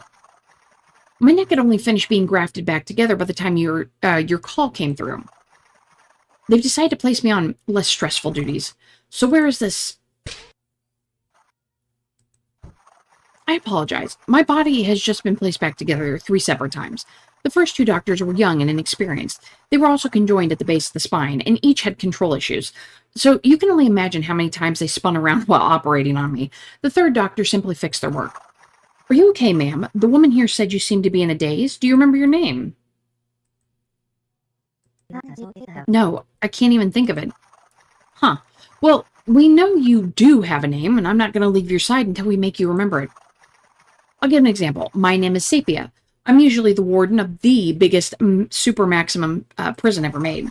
But you, anything you were doing before this, let's retrace your steps.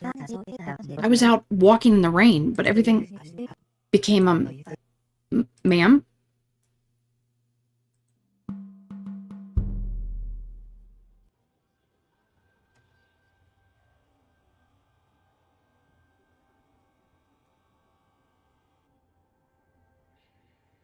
I have not been killed. I have been unbirthed. The hell was that? It started with an M. Mary, Megan, Minnie, Mimi, Marmalade. That doesn't ring a bell to me, I'm afraid. Did you notice anything just now? I noticed a woman who's obviously going through a panic. Would it be better if we went elsewhere?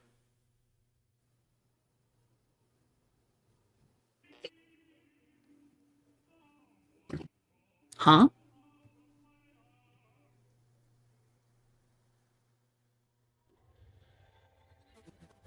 All he did was touch it. Scorial, are you okay? Pity, are you unable to do the same? What? I guess not. You don't have the anomaly. Either way, you can go. Hold on, Scorial. He's fine. The growth is the problem. He's breathing, isn't he? I can sense he made the mental connection. He tried looking into its mind. It made me feel nauseated. Never felt that before. Oh, poor you. It was like he acted like a transmitter. Couldn't you feel it? The moment he tried looking into its mind, it radiated outside of his body. How interesting. What exactly is the matter with him?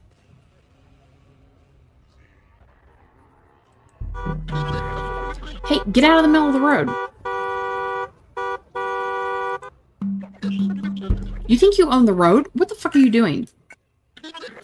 You're just gonna stare at me, you little prick? If you want to ask for money, you can go... Uh-oh. How about I shut the hell up? Did you witness that? Witness what? The television. Did you notice the televisions? There are so many TVs. They are all blacked out. The whole city blacked out. There was no way you could have missed it. Did you see it? Yes or no? A figure on the screen, ranting and raving about nothing? I think those are just commercials. Don't you know everything on TV is made up? Oh, dude, he got hijacked. He took his car. He got carjacked. No signal. The news with Hank Ehrman. Crime is up. Now, that was the second carjacking of a violent nature in just the past few days. Why don't these thieves enjoy a brisk morning walk like me? 3 a.m. every morning. Super easy for me since, and went too fast, was expected it. Oh, I've always thought he was handsome. I've never watched him before. I've never seen him before, but more importantly, you don't seem to have any form of identification. Still nothing?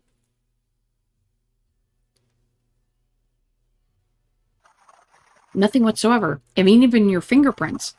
And trust me, we took quite a lot from you. Yet they melt away. Are you all right? I mean, I don't think I'm okay at all. I don't know what is happening to you, but it doesn't seem to be good. Are you sure you don't need any help? You're free to stay until you're ready. Thank you, but I feel like maybe I should go. I don't know how to describe it, but I feel like I have to go. There's something out there I have to find. I understand. Return if you need any further aid. I hope you find what you're seeking. I truly do. I hope you find what you're seeking. I truly do.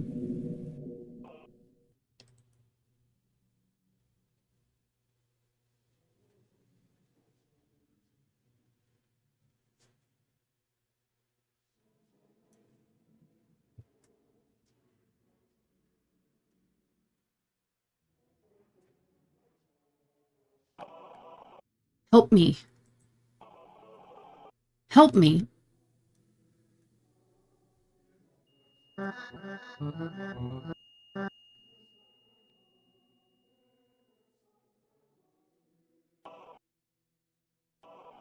Ah, Klex. You came back sooner than expected. How was your first trek into the physical realm? Bah. It was too much. Not for me. Looks positively nothing like your dioramas. They've dirtied your work. I thought you'd like it. Oh, please. No, really. There's so much to love. I wish I could show you some of the places I used to go.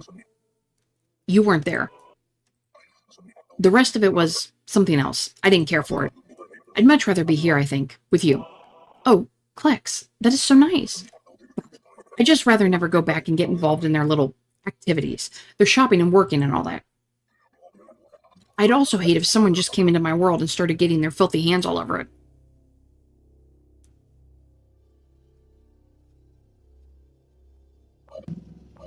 You. Did he just run her over, or... Get me into the mine now. What? What did Scorial... do what Scorial does and get me into the mind. Now. What the hell are you screaming about? That'll shut you up for a sec. Marion, you good? Klex, is it? What are you doing, man? Who the hell are you? Use whatever fucked up powers fate gave you and get me into the mine. The him is in danger. Don't just gawk at me. I didn't do anything. Don't play stupid. Hey, relax. Ma'am, what did you say your name was? You don't know your name, do you, Marion? What? Mary? Well, see, that's the problem, Klex. She doesn't even know her name. She's playing with you for a fool. I used to be a gatekeeper, Klex, like you. Calm down a notch and we'll explain. Then get the words out or perish fast. My name is Zimmer. I encountered Marion here earlier. She just doesn't remember it. I'm sure you know Scorial, Klex. Is he with you? Is Scorial with you? Speak. I'm sure he would have reared his head by now, okay? I don't think he's this stealthy, to be honest with you. Klex. What? I think that we both know that there's something going on that we cannot figure out by lobbying each other into traffic. Let's just try not to kill each other so we can talk about this, okay? They will bring death to everything if they hold a seance. We must kill them before they even have the chance. Who told you that? Scorial laid undetected for 538 days. But when he was near Marion, it was like both of those parasites began gnawing at my brainstem. I don't know why. I don't know how. I don't really care about the logistics of it. But a voice was humming in the back of my head telling me that if those two combined their malignancies, the him will die. His death will take the lap to their eternal resting place while his consciousness will merely vanish. I don't care how it has to be prevented. It will be prevented. If Marion is no help to me, then she will die to sever the connection in the absence of Scorial. Flex, listen, I gave you enough chances.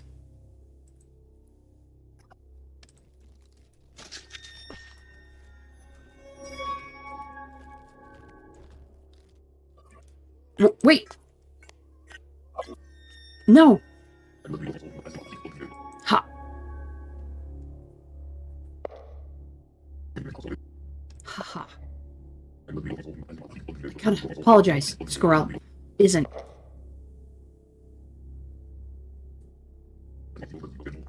The dumbest person I've met. You are.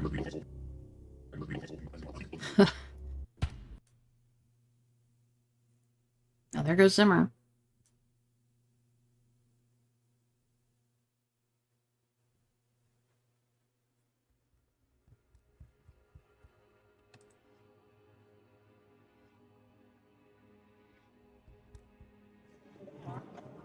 Hello? Where are you going?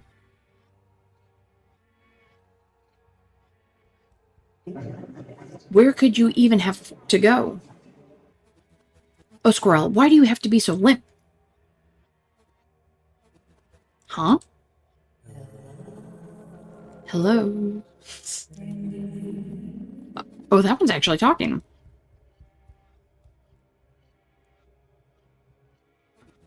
Scorial, if you can hear any of this, hang on.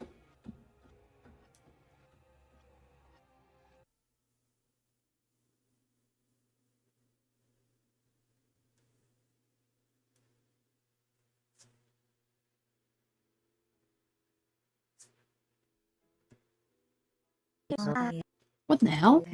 Huh? Oh, good Lord. Hello? Hello?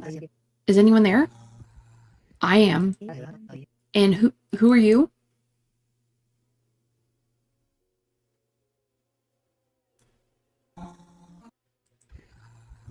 I had a name once. And then it leaves me. Again. You? Do you have a name? I can't remember. Ah, you're a bit like me then. Kindred, spirits. Do you know where we are? I don't know the specific place, but it doesn't matter much. Would you care to walk with me through this dark? I cannot get through this alone.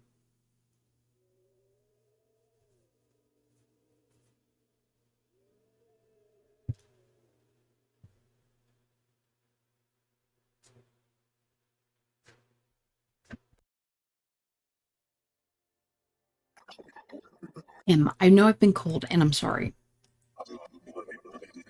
Can you let me in? We have much to discuss. Him? I can't.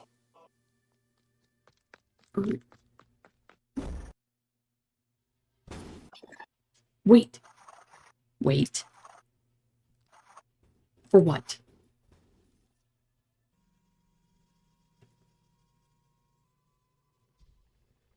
Says you're an idiot.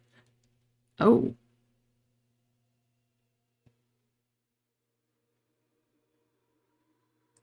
Wow.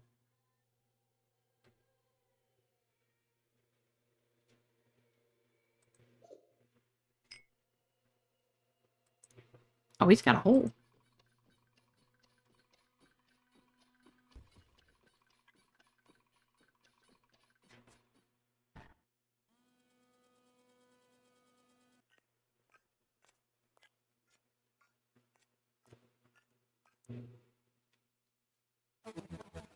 Where the hell are we? Whoa.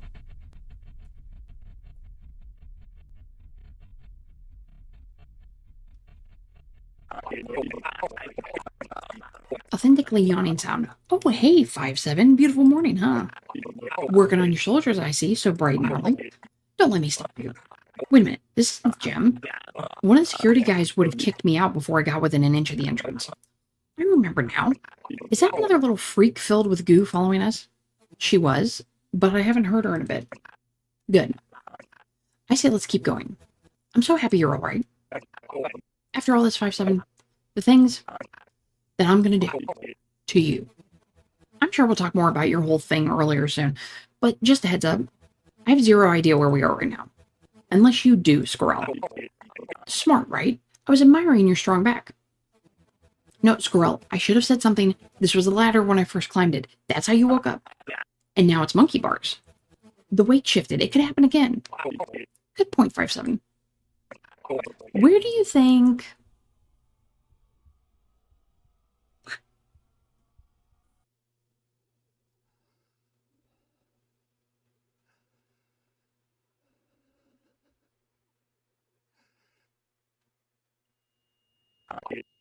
I won't.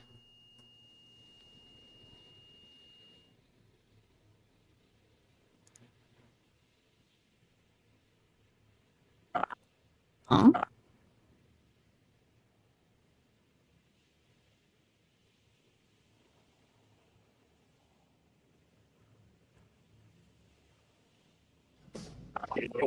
I've said no. I don't want you to die because of me. Well, I don't want to die without you.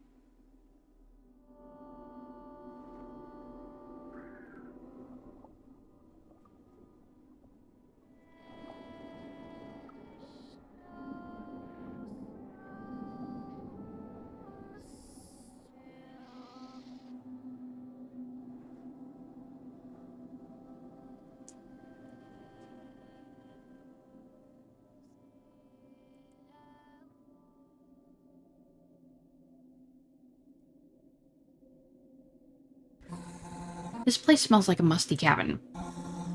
Not like how I imagined a void would smell. What did you think a void would smell like? I don't know. What does nothing smell like? Maybe it's a bit odd that we haven't even introduced ourselves to each other and we're talking about smells. I will not disagree. Maybe we're just in some warehouse or something. I don't know why that would be, but I also don't know why the hell this place exists either. Well, I can't move my feet. It hurts.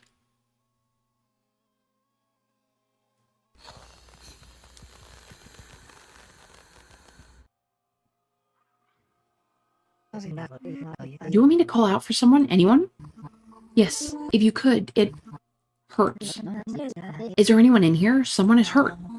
I don't know what it is. Me either. Is this the same stuff that... You weren't there, but a man was killed in front of me, and this stuff started gushing out of him. Where did it... Ma'am? Yes? Yes? Yes? Speak. It may take us months to slaughter our god, and Lord knows that our numbers would dwindle.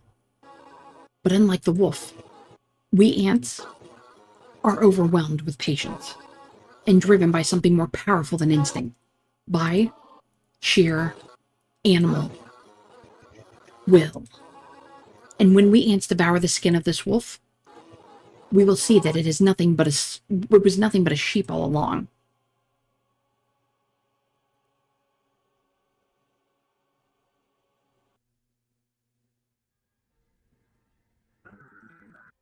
Sweet merriment.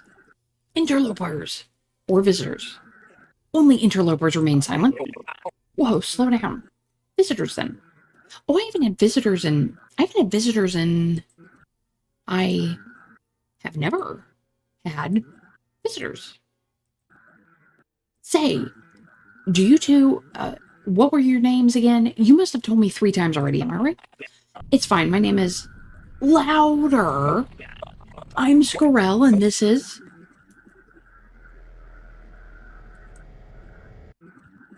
What pleasant names. Say, do you two, both of you, or just one, know someone named Seisman? What about your size? I think colorful. I mean, it's a stretch, but as you can see, I'm rooted down. Even if you guys maybe just keep an eye out for me. I mean, I consider you guys my closest friends, but you guys aren't Seisman. She was. A good friend of mine. Well, keep an eye out for her. For who? Um, Seisman? How do you know her name? Did you hurt her? What did you do? Is that why you came here? Don't just stare at me. Answer me, bug. What did you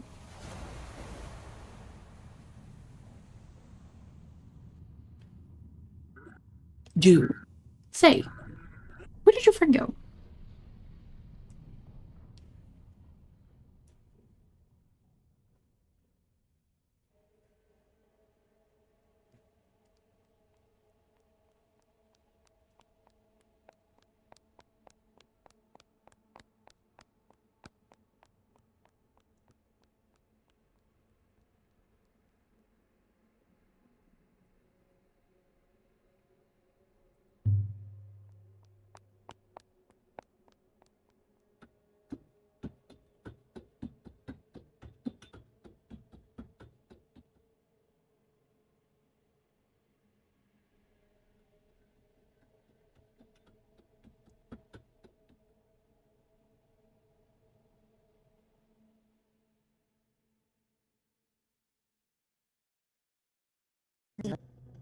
Huh?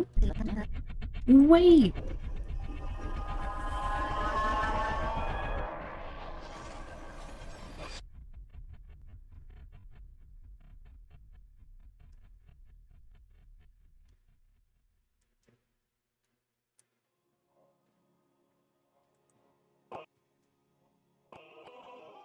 If in another life we were free of the binds of the mind, what would you be?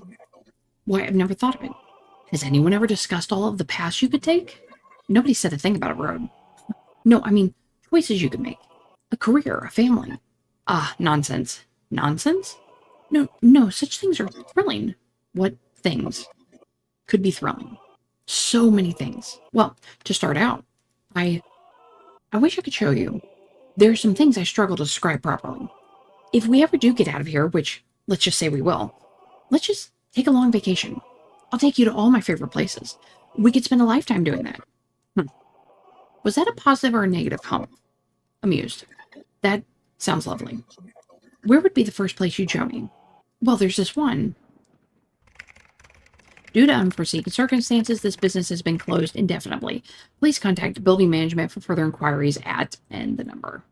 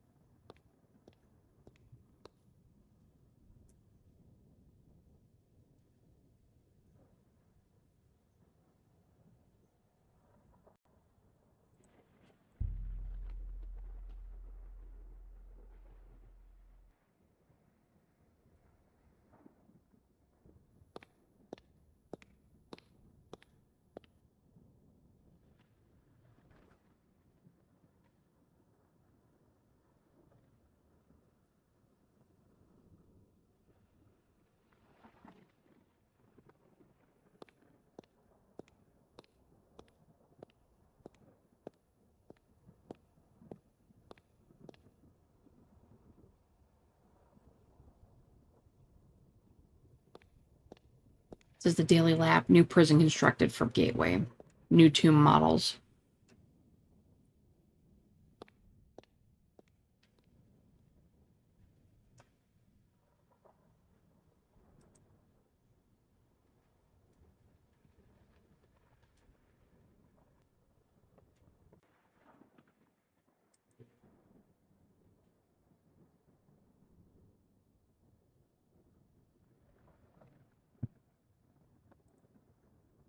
Here we go.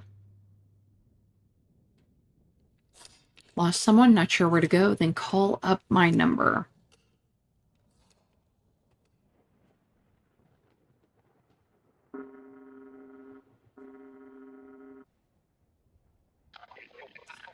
Oh, Zimmer, what's wrong? You kind of caught me at my worst time.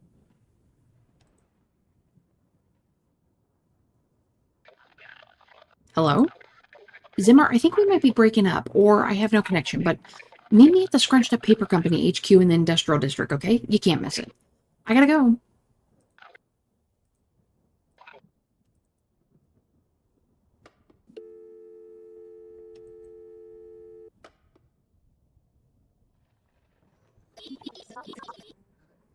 It says, so we're playing the same for hours? Or she's been playing the same for hours? Even if you don't save up that much. Oh, that's hard to read.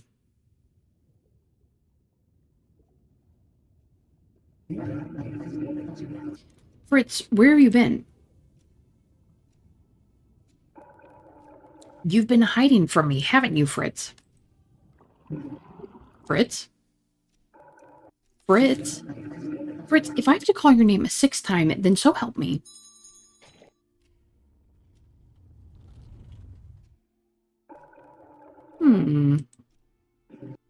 What is this? What are you doing here, Fritz?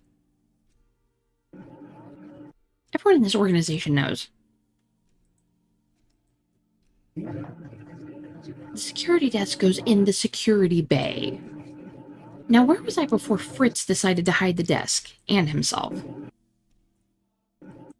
It's not like you ever helped me, pick what to keep, but personally, I believe that if we clear this space, What is this? Then who are you? Animals. Vermin. What a...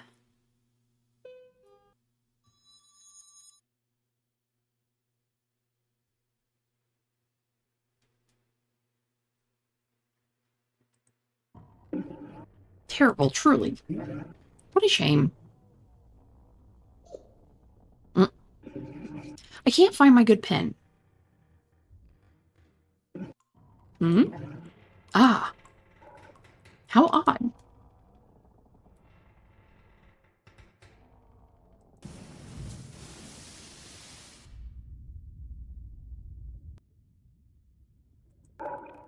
Oh my.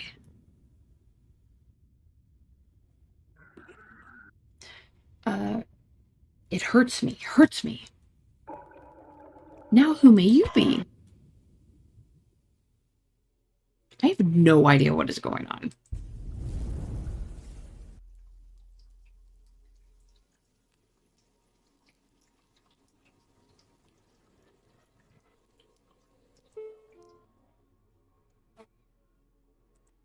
Oh.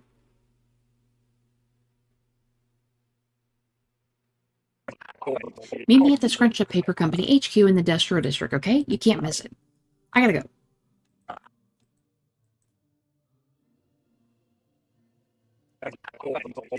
Oh, I don't know who I just invited. Now I know I'm in the Industrial District, but where exactly? You. You like yelling at the fall too? I yell at him every day. You suck. And here I thought I was crazy. What? I was just in. Say, would you mind giving me a ride for 300 cash to the Supco HQ? I can show you the address. The Scrunched Up Paper Company? I work there. Hell, I would have taken you for free. I'm overjoyed that you duped me. Keep the money, because the faster you get me there, the more money you'll receive.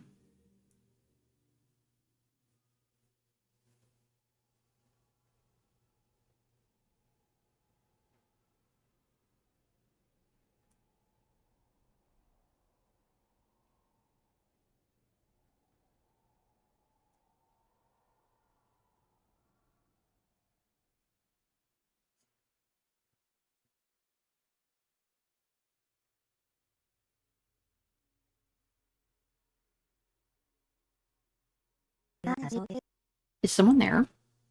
Marion? Oh, he remembers now. What was that? Marion, oh my god, it's you. I'm sorry, I don't think I know you. Oh, whatever.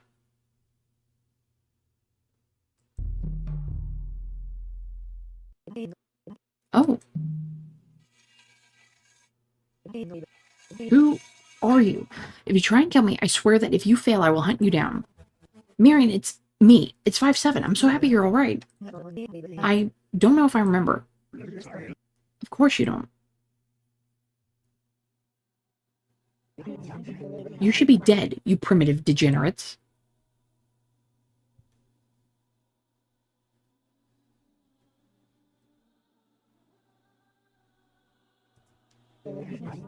You know, I am in such utter disbelief at how stupid you people turned out to be. Not like I had any control, but I mean, whoever did, they blew it. Okay, wait. Wait, don't ever tell me to wait. Don't speak. Do not speak. Ma'am, we don't even know where we are. We're in hell. Hell, goddammit. Watch. Wait, what are you?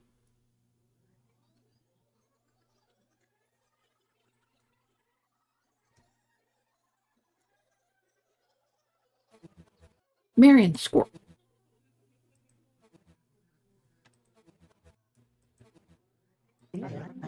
This isn't supposed to happen. With only a little push, he's falling apart on a cellular level. Whatever holds you people together is becoming unraveled, a delicate balance completely undone. This is happening to hordes of citizens all throughout the realm. If I wasn't caring, if I wasn't kind, perhaps I'd make you suffer the consequences for fucking up. But here I am, suffering. I sent that inept gatekeeper after you, and by either his incompetence or your own cockroach-like abilities to somehow survive utter devastation, you've thrived. And now you're here, in my house, touching my things, making me look like a fucking fool, when all I tried to do was give you little ants a bit of mercy. Just a bit of mercy. And look where that got me. What? A joke?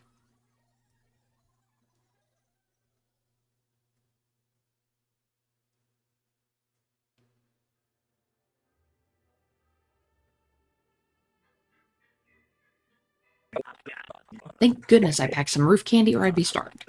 5-7, if you can hear me, I'm not even worried about you because I'm getting back to, even if it kills me, and if you're hurt, even kind of, I'll sue God. But I am worried about you deeply. And Marion, I'm gonna find you. If 5-7 is dead, I'm killing everyone on this fucking planet. Hot diggity, I spy with my beautiful eyes a creep. What are you up to, freakazoid? Oh, come. Oh, God. Good God, immediately. You're kidding me. No more. Listen to my words and listen well, you blithering idiot. I don't know what you're... I have one request. If you grant it, I will spare you. For now. Make up your mind already. Do your worst. Just get it over with so I can move the hell on. Get me into the mine. What, me? Why the hell can't you? My connection has been cut off. Good. Even if I wanted to, I don't know how I can... I'll rip out your organs if you don't. But despite my original opposition, do whatever you did before. I don't even know what I did do other than peer into your mind, or at least try to. Don't surprise me, I didn't see squat. A gatekeeper worth his weight in lifeblood would never let someone peer so easily into their mind. The problem is that nobody has ever had the capability of doing so. Until you two. Location not found. I have no mindscape you can go to, overwhelmed by my senses. But if I open the gates, allow you to shamble your way into the recesses of my mind, we can get to him. And I can fill, what was his name? 5-7? An organic being in line? I will spare you. I will spare him. But now, we must go. How do I know you're not going to slaughter us all?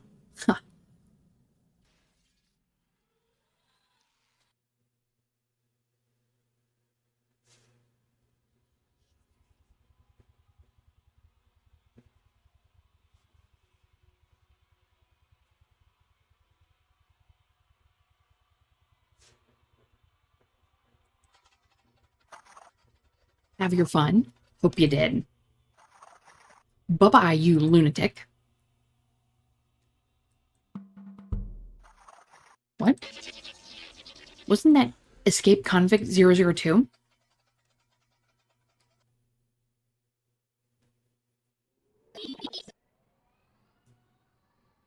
Should we get, does it say a car? I don't know if we can even get one. I can't even read that.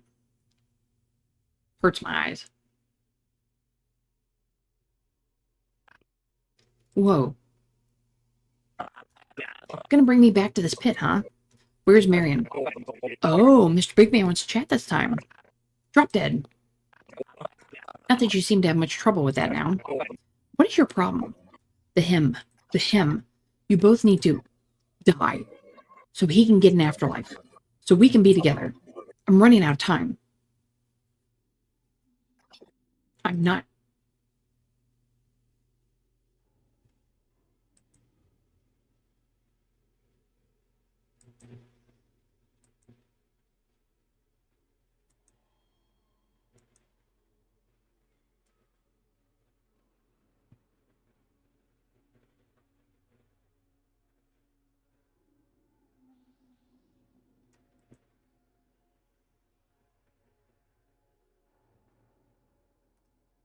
I hate this place. I hate this place. I hate this place. I hate this place. I hate it. But if I don't talk to myself, I'll die. What the hell?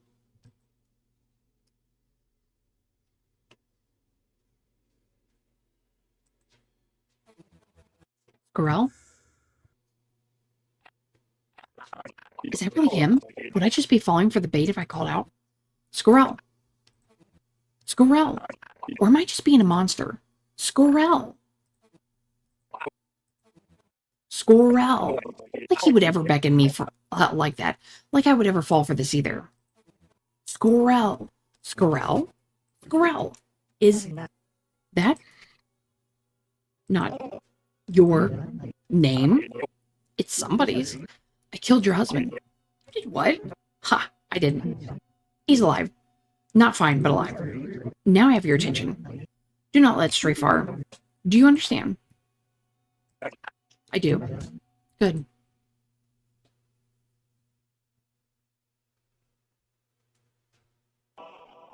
I think if we had a house by the water, you'd love it. How so? You love the water here. Perhaps. Yeah, perhaps. We could walk along the shore.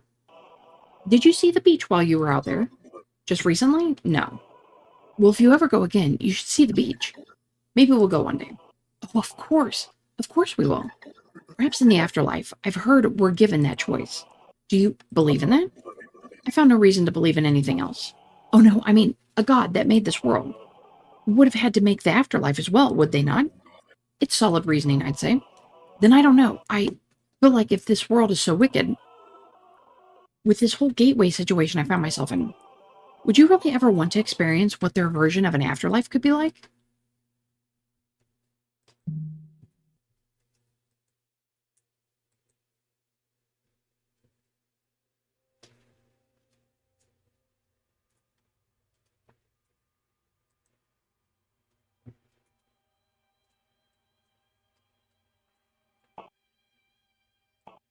Klex? Klex, is that you? Oh, Klex, no. Him. If failed you. I failed you. I should have told you. Two people in the physical realm. I had whisperings from the lap. I think if they try to delve into each other's minds whatsoever, it will trigger a cataclysm unlike anything we've ever seen. But I don't care about that. Your consciousness will disappear when the lap ascends to the afterlife. I tried to end it. I tried to kill them so many times. Lex, I failed you. I just wanted you to be okay. Lex, you haven't done anything wrong. I've missed you so much, and I'm so happy to see you one last time. No! Him, please. Please. I can't be without you. I don't know what to do without you, please. Klex, I love you more than my words could ever attempt to describe, and the memories we have made over the years will be cherished in ways you'll never know. Thank you, Klex. I love you so.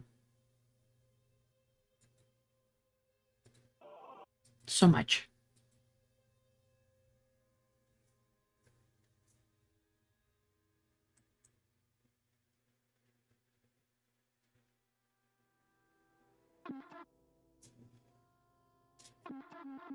Delivery? Delivery? Why is there a bug upon my bouquet? Should I call management? Well, will you tell them that I'm an ugly bug or a very, very cute bug? A bad one with a lot of goo. But thank you, my darling. You bring me such great gifts. Don't mention it, but do. The leaves here just aren't the same. Well, I think it looks lovely so far. Thank you, my dear. And thank you for grabbing them for me. Did you see anything particular eye-catching while out in the physical world? I actually got this rock that... I got you a rock, but it's like a big rock. You can see it close up. It has crystals inside. Oh, I'll just go get it. I was dreading dragging it inside so much that I think my brain made me forget about it. Blast. I wish I could help you get it. I can't wait to see it. The elevator may give out, but you're going to love this rock. What in the world is going on? There's just like so many characters now. Hmm?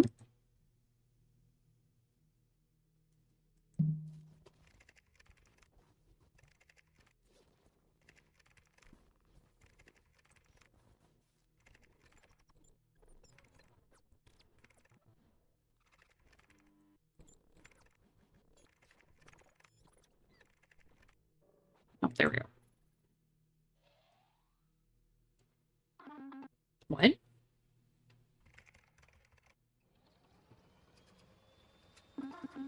Whoa.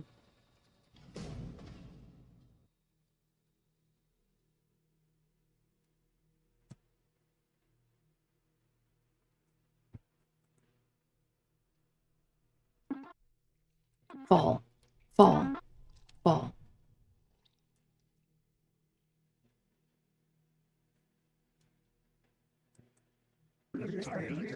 I sent that inept gatekeeper after you, and by either his incompetence or your own cockroach-like ability to somehow survive utter devastation, you've thrived.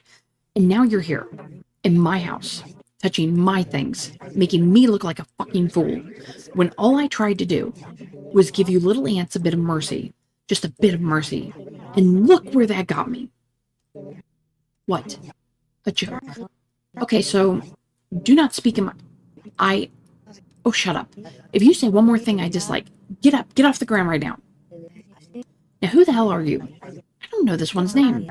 What? What do you mean by that? Your name? It's complicated. Uncomplicated. You... I'm like a ghost inhabiting this body. It was all by chance. I am your god. Do you have any idea how long it's been? How long I've waited? Unable to move? I cannot wander. I can only wonder. I have no idea what killed me however many eons ago. I have no idea where I am. But I am your god, your queen, your king, your gilded slave. Of this dreaded little world that I have handcrafted with my bare hands. With the dirt amongst my legs that my enemies had attempted to bury me with before they too drifted into their final sleep. I removed my brain from my body as the weapon was plunged into me to protect it from calcification. And as my body turned to stone, my brain sat upon my lap, leaving only my eyes to witness the hellish pace of time. And over time, over centuries, over millennium, over too long, I'd say. I noticed the injury where the weapon was driven into me, growing in size while my body deteriorated. What I thought were bugs and amoebas crawling across my corpse turned out to be shards of myself. Every piece of me sprouts like life, and whatever pieces sputtered off me. They had grown into you beings as you crafted. A marvelous civilization. A world spanning across my brain as I witnessed the lights of the city gleaming below me. And upon first realization, I was terrified. I knew that death was imminent. I had accepted that long ago. But to wake up and see my body plagued by parasites? And to see that they had just set up camp but a society, I could no longer speak, no longer move. So I tried to reach out with my thoughts, speak with my mind to just one of you.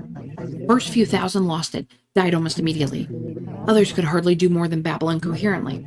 I feel like a prisoner trying to telepathically communicate with their lice. It's humiliating. I went through legions of you to try it, to no avail an unaccountable number of times. But when I tried not to show you my mind, but instead tried to extend my mind into yours, they became a gateway. And for whatever reason, I began to be able to feel again. I think I was able to move half of my fingers just the other day, but the calcification is reversing bit by bit. The gateway became new nerves across my brain as my body is now in the stages of rebuilding itself. I don't know why it works like that. I don't even remember why I'm here, really. I just woke up one day in this hallway, with a weapon plunged into my chest. Even though it's been a lifetime of lifetimes, the other two bodies that lie in this hall with me have not rotted, and nothing here has made a sound for so long. I'm not a monster as much as you'd like to think of me as that. The gateway, much like myself, became paralyzed inside one of their body after being chosen. But you beings, even with my gifts, cannot overcome the sorcery of this disease after so long. And in their final moments before the nerve calcifies, I give them the choices. Send to the afterlife, forcing another random soul to take their place, or to continue as a gateway for eternity, but at the cost of their gatekeeper to replenish the blood supply. And one by one, depending on the choice, with all of my energy that it takes for my broken body to blink, I chose a random being to try and slip my mind into like a pair of pajamas. To be chosen, to become a new gateway, to be a new blood vessel on my new form. And in that one blink, they're gone from your reality and into mine. The only thing left being a statue within your cities. I chose a gateway to sustain my body. That's how it's supposed to go. That's how it's always gone. One day I may be able to rebuild myself. To be able to really breathe again. To really feel. To be free. The body I'm speaking to you through, like many things of the past, while it is strange coincidence, the only reason I was even charitable enough to craft the gatekeepers was because the first few gateways lost it so quickly. Completely and utterly, I'd forgotten in my entirety that you people hate solitary confinement. I, for one, have enjoyed being alone. Gives me time to think. So I made little helpers for them. That's it. Little helpers, so maybe the gateways wouldn't be lonely. So maybe they wouldn't want to off themselves so fast. Maybe they wouldn't claw at the walls of their mind until their hands became nubs. But the only way that I could make these things was to fill them with my own blood. Each and every one. I had to take a single drop from the dried pits you call my veins. My body, at its glacial pace of rebuilding itself, can hardly fight off the infection and spare blood for the gatekeepers as well. But like many things of the past while, this was simply a strange coincidence. Me controlling this gatekeeper, that is. A part of my rotting brain had fallen down into itself, pinning this little old thing underneath of it. Chunks of my brain matter had seeped deep within its vessel, and over time that little bit of brain sprouted inside this vial like a tree, and grew a rudimentary nervous system, until once more, I could see. No wonder my enemies had attempted to kill me long ago. No body of flesh and blood grows like vines with reckless abandon. The only thing that seems to halt its progress is the weapon. I was finally able to walk, to talk, to stand, to move again. Not solely in my mind, not forced to simply gaze upon your little lives from above. I know I'm not in control of you. I can guide you, I can give you some hints, but that's it. So what is happening to you and your brother scares me. I don't understand why it's happening so differently from how it's always gone. My brother? Okay, so Act 3 is the last death. My God, you don't remember a thing, do you?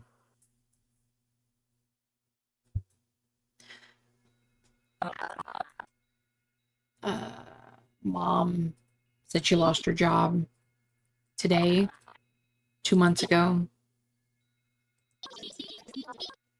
I cannot read that. I think it gets rid of us. I think. Turn off the lights. So basically, they've all lived on this being that had been killed but was trying to bring herself back. That's what it seems like.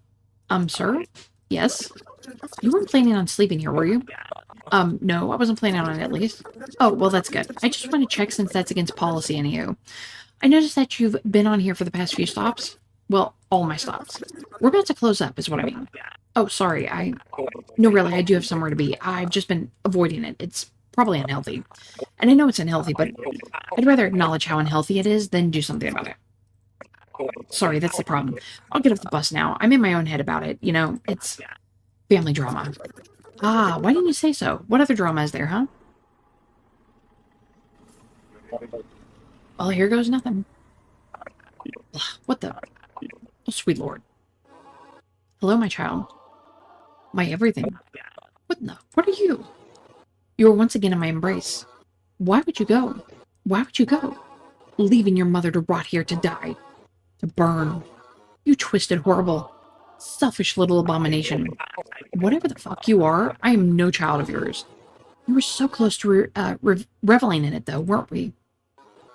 Before I murder this miserable bitch of a planet, I'm going to do what will repeat for eternity. A parent killing their child.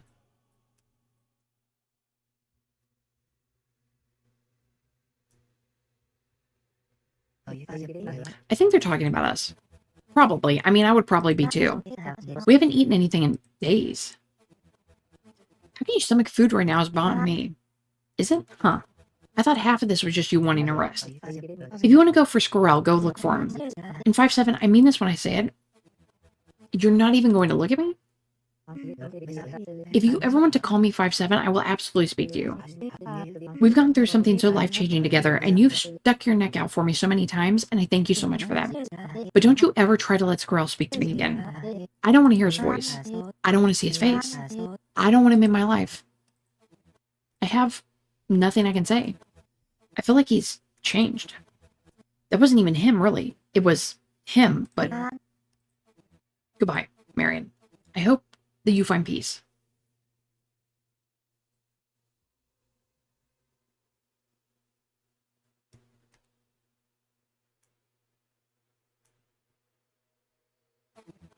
I gotta figure out how... Ah!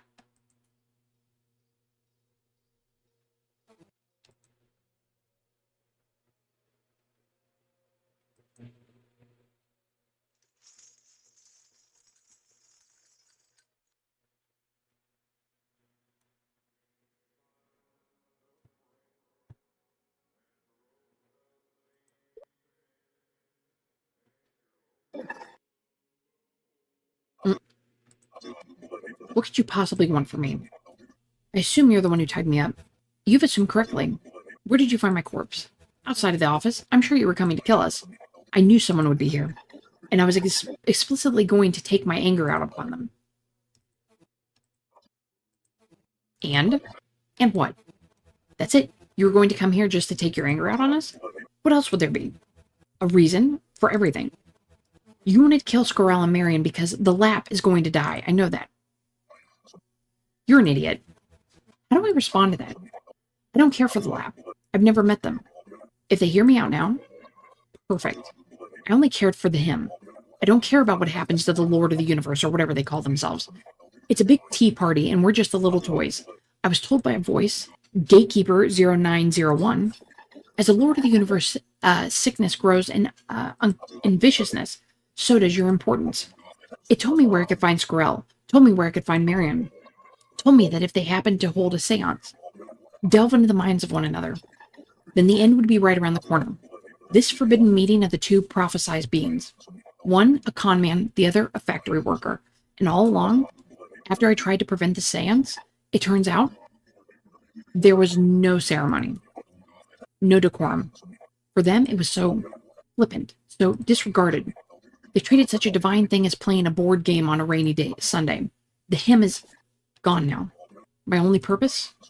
And because of that idiot, I should have lobotomized him when I had the chance. I should have scattered your body apart when I had the chance.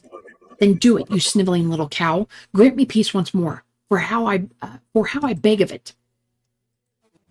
Has anyone ever told you you're very theatrical? Did he matter that much to you? Don't try to sympathize with me. Well, I'm going to. Honestly, I think you're a complete psychopath. But you? Tell me about you two. Convince me. He died. He died, you insufferable dunce. He was without me for all this time as I hunted you 3 maniacs down. You wasted my... He was my everything. I loved him so much. Did he know about his impending death as well? No. I preferred if I didn't let him know. Gatekeepers are made aware of the lapse broadcast, and they're intended to be passed on to our gateway, but I decided not to. This threat, a new gateway not made by the lap, will tunnel our way into the him, the newest of the lap servants. The intruder will take his throne and kill the him from within, both body and soul. The him would be freed from his confines as a gateway in the metaphysical realm, but without the lap to sustain the connection between his life and the next, there's no afterlife to be had. The gateways will be forgotten by everyone, even their own gatekeepers. I'm not going to let that happen. I can't let that be his existence, an animal abandoned in a cage. I thought he had locked me out of his mind. I thought he finally was sick of my crusade.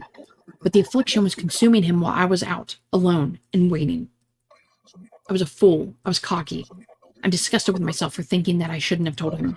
I thought I could sweep Sorrel and Marion under the rug. Just slaughter them like sheep, and then him and I would have our happily ever after. What an idiot I was. How childish. How selfish. I think it's sweet, to be honest. Don't condescend me. I'm not. Even though you tried to literally murder my husband, I felt something like sympathy toward you. So I've let you out of the chair. How soon will it be before you try and kill me? That was my first mistake, not killing you. I had no reason to. I'll harm to get what I need, but I will not kill when they stand in my way. And you did. But not anymore. I would have killed you right now once I slipped from these chains. I don't care anymore. Even with the lap dying, I told you. I don't care. I never have. They've been sick for eons. Thank God they finally made a decision and started to close up shop. But all of us, all of you, there was the him and I. Everybody else is just noise.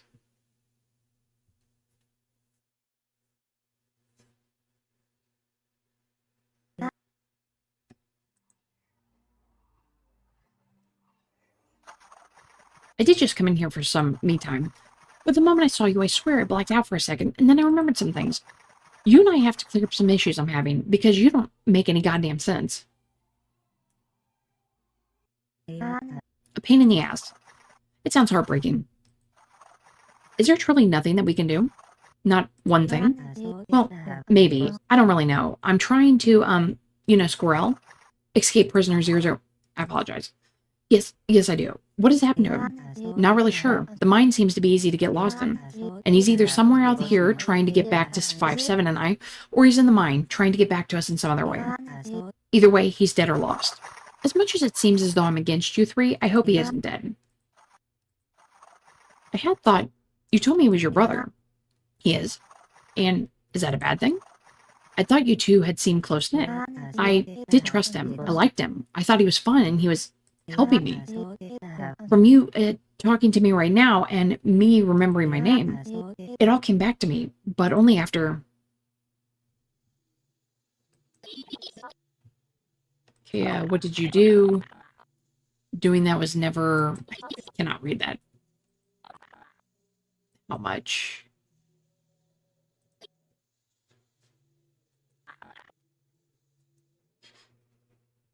Without me. You insects don't get an afterlife. You may be able to destroy this body, but the death of the him signals that my death is imminent. Unless you both off yourselves, maybe. The siblings, I mean, not you 5-7. However, if you want to maybe end your own life too, just in case, choose the course of the next, I don't know, 48 hours. Wisely. After that, I can't say that my heart will continue to beat. But if you end your lives, perhaps this will reverse. I will also receive my ascension, as all of you will. How does it feel to know that this is the end?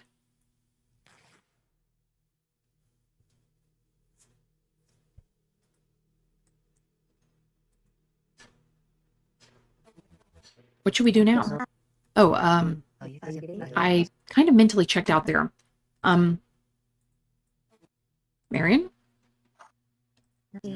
And, but this is the end, was the last thing she said to me.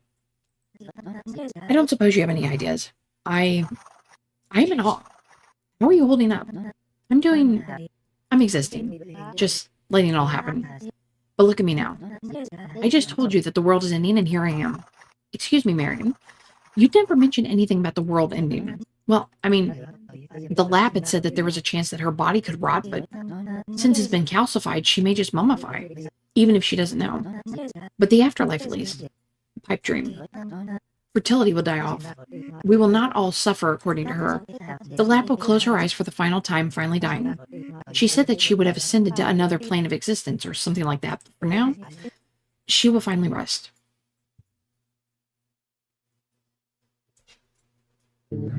Flex?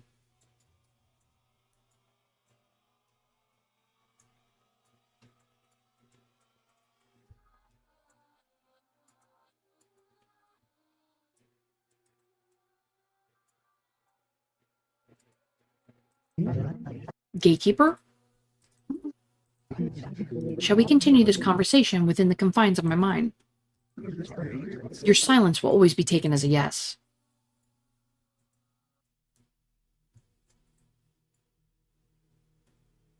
No need to thank me for rejuvenating you, Klex. Is that what you like being called? I tried giving you as much clean lifeblood as I could. This was all I could spare. Again, silence, yes. Klex is the name. Okay. Klex, we have what I would consider a pest problem. I know you know of it. Marion and Scorial are obviously too slippery of an issue for you to handle, so I'll direct your skills towards the other situation at hand. This so-called, I am not your monkey. Do not direct me. As the him was dying, and even while he was alive, you were the last thing on my mind. What? I will make sure that your carelessness will not be glossed over by karma. I had nothing to do with the him's death if that's what you're so upset over. You made him a gateway. Took him away from his friends, took him away from his family, took away his life. No matter how grateful I am for his existence in my life, it will be bathed in guilt as I leech off his life sentence. Wanting him all to myself. How selfish, how romanticized and childish. But perhaps he would have had a peaceful death in the physical world, instead of festering from disease while he paces about in the pathetic little cage. I will make sure your death will be no less peaceful. I made you. That was your first mistake. Hey, you're up. What good timing, huh? He's very good at it. Who's that? I have been waiting for this conversation. Well, 5'7", even after 5 coffees, I cannot pester him enough. Lex remains as boring as ever. Damn. Calling someone boring usually generates a response. I thought you two were maybe, like, telepathically chatting or something his entire time. Huh, I wish, that'd be cool. But sadly, no. I've been hearing a lot of pins dropping this entire time. The smell of coffee, the warmth of the cup, the cool wind. This is the beauty of the world we are witnessing and the simplicity of our senses. You don't know it now, Klex, despite the fact that you can hear, that you can see. All of it in a gatekeeper body is dulled in comparison to what a physical being experiences in this realm. What you feel, what you smell, what you taste. Are you saying my little made-up life is meaningless because I'm not cramming food down my gullet? Or are you rubbing myself against the pavement like a drug-addled deer? Huh. Well, no, but there are people like that. Those people live a bit extra for the rest of us that hold our inner party animal back by the ever-flaying leash. I'm on a lot of drugs. There was more to that sentence at one point. Regardless, I was a gatekeeper a lifetime ago. I know. I know you know. Quiet down. The bloom was my gateway. When it was finally her time, she encouraged me to take a chance and explore the world that had only been seen in glimpses by me. But the stories of the world that Bloom had weaved to me. Some things were complete exaggerations without question. I was so mad at her for that like a month. Foie Gras isn't as good as it sounds. The opera isn't as romantic as it looks. But even just visiting those places that the Bloom had shared with me and our many, many, many conversations, tasting the foods at the places she told me to try, watching all of her favorite films, reading all her favorite books, and branching off with each of those categories to meld my own experiences in life. I could talk about the Bloom as long as my body could stay awake. Sleep, darling. That's one realistic drawback about life. Sleeping and eating, and other things I'll happily complain to you about so you'll know I'm not just quoting old poetry, but speaking with what is simply an old mind. But even those are nothing but the most minor of minor inconveniences when compared to the beauty of this world. One that the him did live in, one that he loved, one that abandoned him, one that forgot him. But don't you remember him? Isn't that enough? Of course, I could always be saying things that coerce you into helping us poor physical beings. Of course I could. I know you're not stupid. But I know that with all your declarations of being a heartless monster, you might actually be one. 5-7 had come by my library in order to desperately search for answers for his husband, who may be locked within the mine. Long story short, so maybe you'll listen to our pleas. An afterlife can occur. You and him can be together if that is what you want. How do you know? How could you possibly have a solution? Well, we both know that you don't mind getting downright gory. What are your limits?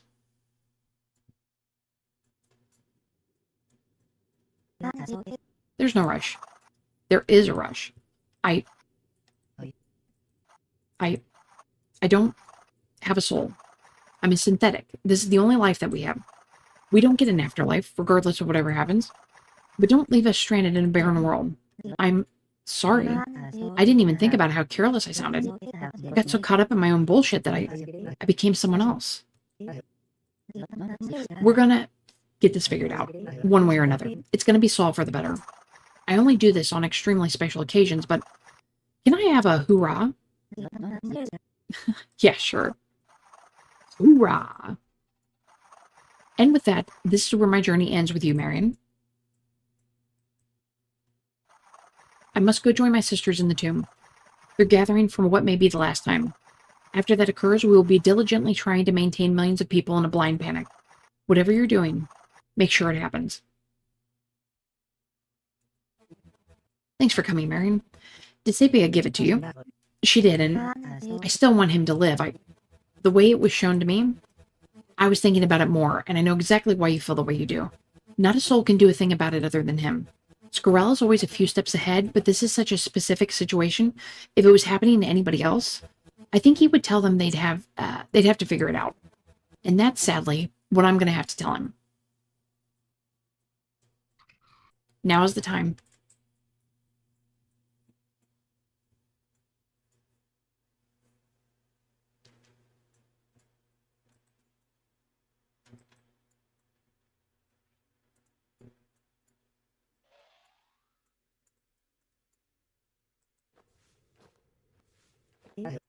Well, here goes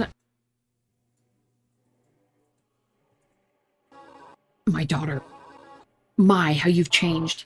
You know, when the lab reaches into your mind, gets her filthy hands knuckle deep in there, she, funnily enough, with hands unclean, cleanses it. Of all the haze, I finally feel like I can think clearly for the first time in a lifetime, Marion, which really speaks volumes. When I say that I don't regret the way that I treated you two. I remember when I first took you both home. I thought you'd make me whole. I thought you'd make me feel something. And for a short time, you both filled an emptiness within me. But soon, all of that bled away. And now, I've realized why I was so bitter towards both of you for all those years. You stole from me. Stole my peace, stole my time, you stole my innocence. I was chosen by the lab to reign over you ants. She granted me the crown, and she didn't even know it. All of that extra time to build myself up in the connective tissues of her brain and plant my own stock inside of her doing it for me. And I aim high above. And I learned in my travel as my body changed, as my mind was expunged of all the muck that clogged it for so many years. I learned that while all the other beings that are turned into gateways are trees, I am but a weed, suckling the teat of the garden of creation until the entire harvest is dry and dead. As soon as I lull this god into her dissension, her rotting corpse will give way from this garden to sprawl further into the fields, into acres, into continents. Perhaps another 18 hours. Couldn't be a full day. No, no. Always watching. And yet, how blind she is. She claims ignorance when the world is by her hand. And as with you and your brother, he finally gave in. Shh, shh. It's... What the fuck was that?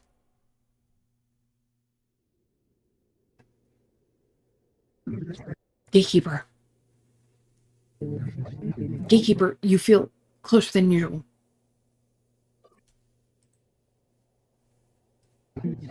Clicks, disregard my comments about silence from earlier. You've been openly hostile towards me, and I either demand an explanation, an apology, or both.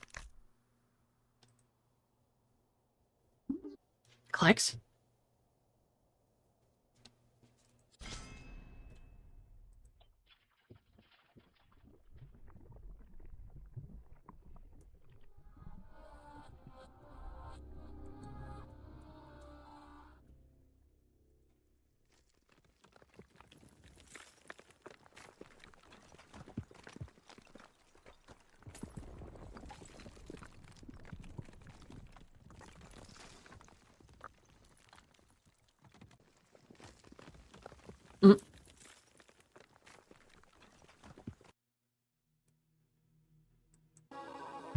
I don't,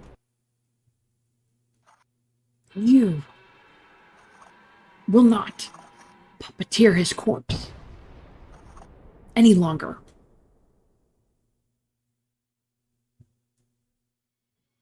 The news with Hank Ehrman. And, well, I was just in the middle of reporting doom, gloom, anarchy, and the glory of the void, but unfortunately, it seems to be a lovely day so far.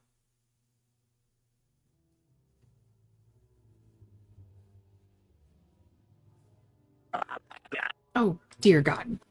Scorial, you're awake. Huzzah. I expect such a long story after this one. Can't say you'll get much of one in return. I'm so happy that you're the librarian. Pleasure, dear. The name is Hum. She helped us access the mine again. She used to be a gatekeeper like Zimmer.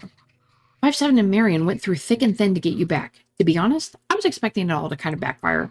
Not in a negative way, in a nobody's ever done this before, oh God, you know. Like the sculptings of the gateway, there are not really any plans. Well, let's not let this gift horse in the mouse, whatever that means. Speaking of Marion, where did she go? Ah, she said she had to go. Something about, to be completely honest with you, she never said anything to me other than that she had to go. No, she can't run off again. She didn't forget anything, Squirrel. Marion has... It's part of the long story you wanted. 1 week later.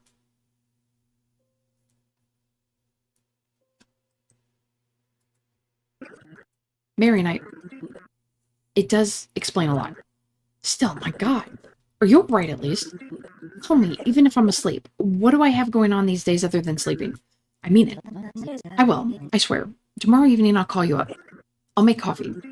Take off next week if you want. Scratch that. You tell me when you want to come back, and all paid, and I won't hear a thing about it. Employee of the century.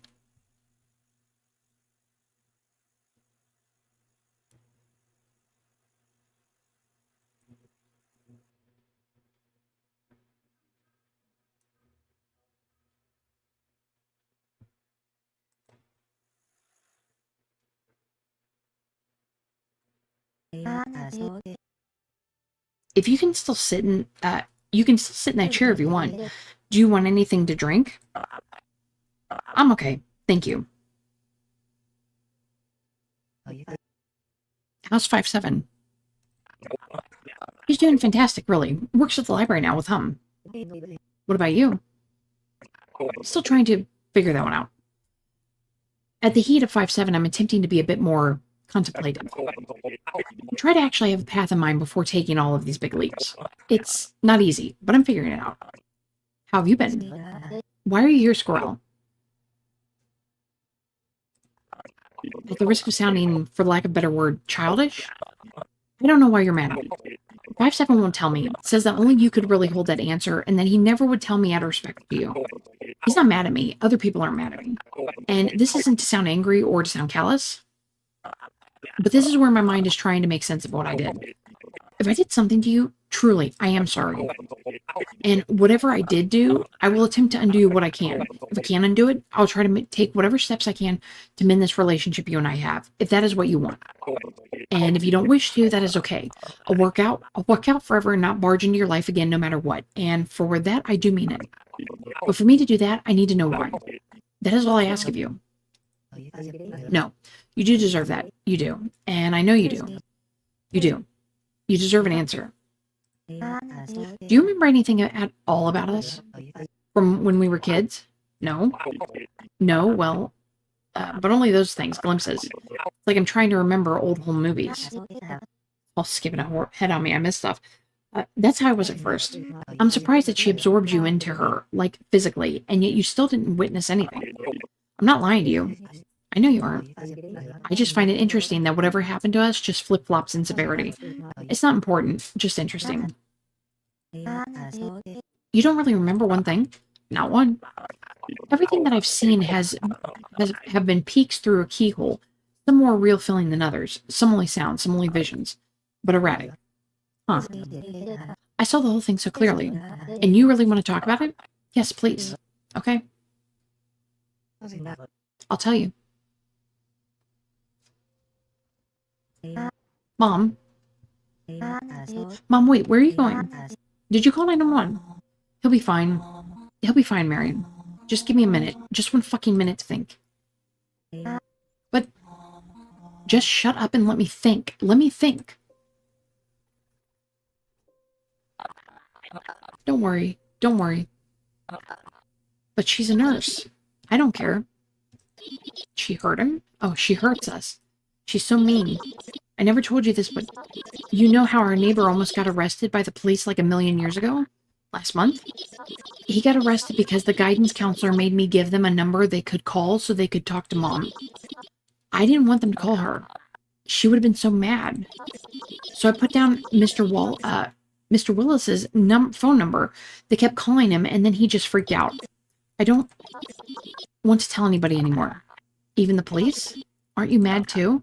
I don't know, she's Mom. I hate her. I do, too. Okay, starting out.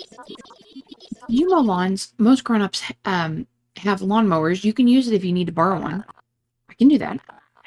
Can you sell things door to door? Maybe. What can I sell? Babysitting? I don't like babies. Neither do I. It has to pay a lot because of that, right? That's why the parents are getting away, because they don't like babies either. Hey, good point. We saved up $4,000 and some change. $14 and a dime. We've saved it up over the course of a few years. It was vivid for me when I first saw all of this. I could have probably even told you the specific time all of this happened. Not anymore. It was like a dream that you had already forgotten parts of the second after you woke up. It was maybe 3 years. I was a nanny for a family for 2 summers. You mowed every lawn you could, cleaned pools. The only time we spent any money was to get us both bikes so we could do that paper route. We hid them in the bushes by the train track so Mom wouldn't have any idea. Right after school, you think you can do it? Yeah, I'm ready. Right after school, I'm going over there. Should I meet you? You know the field by that convenience store in town? The one with the pretzels? Iris? Yeah, right by there. Okay, are you sure you don't want me to pick it up? I have the info. I want to see it. Want to see if I can do it. Okay, that's fine. I want to see if I can talk to him without shaking. I'm scared. I was too. I was afraid for you at first, but I was at first more terrified that you or the cops were going to call the house. I thought Mom would find out, and I thought everything would fall apart even more. But I was so worried for you, I really was. I thought maybe the cops had found you. I thought maybe you had to lay low for a day or so for some reason, whatever reason. I really had thought that you had either died because you drove back in a mad dash for me, or maybe someone pulled you over because you look like a 14-year-old driving a car. I looked for you in the news. In the missing person section of every newspaper and magazine I could get my hands on for years. I looked for you until I couldn't stand doing it anymore, because I never was going to find anything at all, was I? After you left, Mom was so out of her mind that she didn't even notice at first. And when she finally came to and did notice, she blamed me. She said I drove away her perfect child, and any hate she had left over you was focused on me. She tormented us. And after you left, she continued tormenting me and me alone. And she just kept fixing me up. Even after she was fired, she still thought she was such a professional. When I finally had enough, when I couldn't take another second of her torture, I escaped. Go. Just go.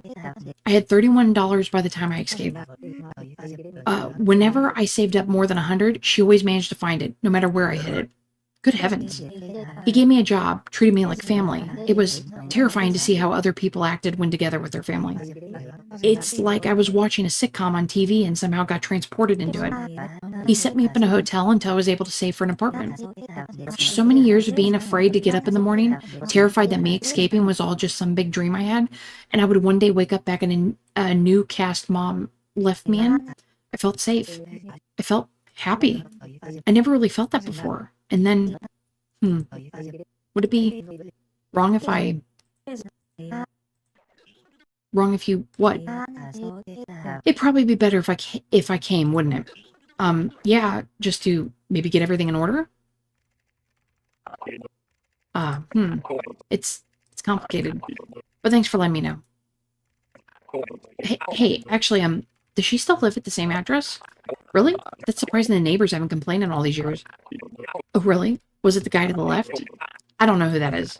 Sorry, I'm getting chatty when I get nervous. I'll let you go. Thanks for letting me know this. You too, and thank you. I'm sure somebody misses her. Goodbye. Hey there, bud. Everything okay? Oh, yeah, thanks for asking, Joe. It's just family trouble. You know how it is. Do I ever? Thanksgiving, am I right? I guess you're right. How you have continued to live in this shithole is beyond me. You look so peaceful right now. When did we get... Whoa. So a gateway really is just a chosen at random. I mean, she says it's random. It's not like she has a big hat that she draws out. Also, kind of makes it a bit more fair than having a pool to select from, huh? I suppose so. But isn't that cruel? To take someone away when they could be young, have their whole rest of their life awaiting them? Have children been chosen? Oh yeah, it sucked. Why not take the sick, the elderly? Maybe they'd enjoy the rejuvenation. You're thinking of things too much like how we would, Squirrel. The Lap doesn't have mercy. She doesn't have right and wrong. She just does. She's a force of nature less than she is a god. As long as you have a body, heart, a brain, a soul, the Lap does not care who you are. Mercy is our concept, not the universe's. What the? Oh, what am I writing here for? What the? Whoa.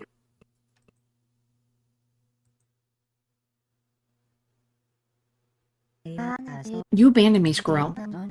And I won't sugarcoat it, because I can't.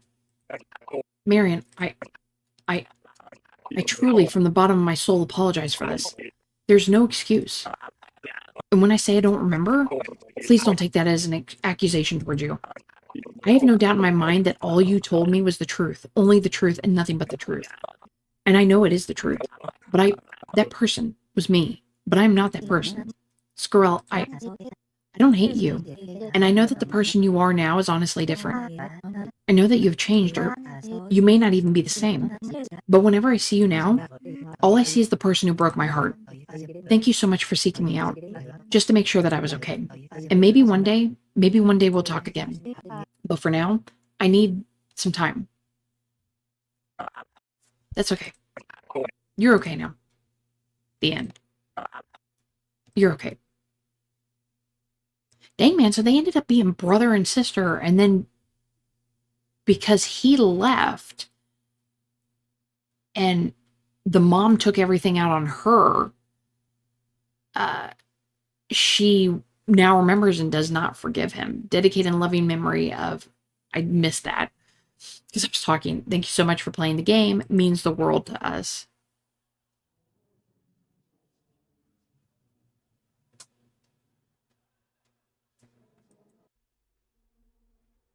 Oh, wow. I like that. Okay, so there's a gallery.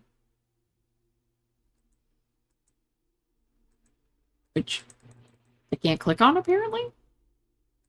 Let's see, does anything? No, I think it like froze up. I don't know. But anyway, guys, I hope you enjoyed The Lap of the Gods. Honestly, the story was a little hard to understand at times. Like I got some of the gist of what was going on. But it was very interesting. And like I said, there were times like I didn't know what was going on. There were characters being introduced, like just like minor characters. There was definitely a lot going on. It would have been nice at times when we had to click on things to kind of like maybe see it highlighted, so we knew we had to click on it, or like move to the side of the screen. Because I know there were times that like I'd sit there and I'd be like, what am I supposed to do? And it's like, oh, I got to move over to the screen. So I mean, those are just like little things to kind of like nitpick on, but I definitely enjoyed it. And thanks again to the devs for, reaching out and providing me with a Steam key. Like I said, I will provide the link to the game down below so that, if you enjoyed it, want to try the game out yourself, and, help the devs out there by purchasing the game. I'm sure they would greatly appreciate it. And like I said, I really enjoyed the artwork. It was, really neat. The sound effects were good. And it was just a very interesting game. So let me know in the comments down below what you thought of Lap of the Gods. Please leave me a like, subscribe if you haven't, and I'll see you next time. Bye.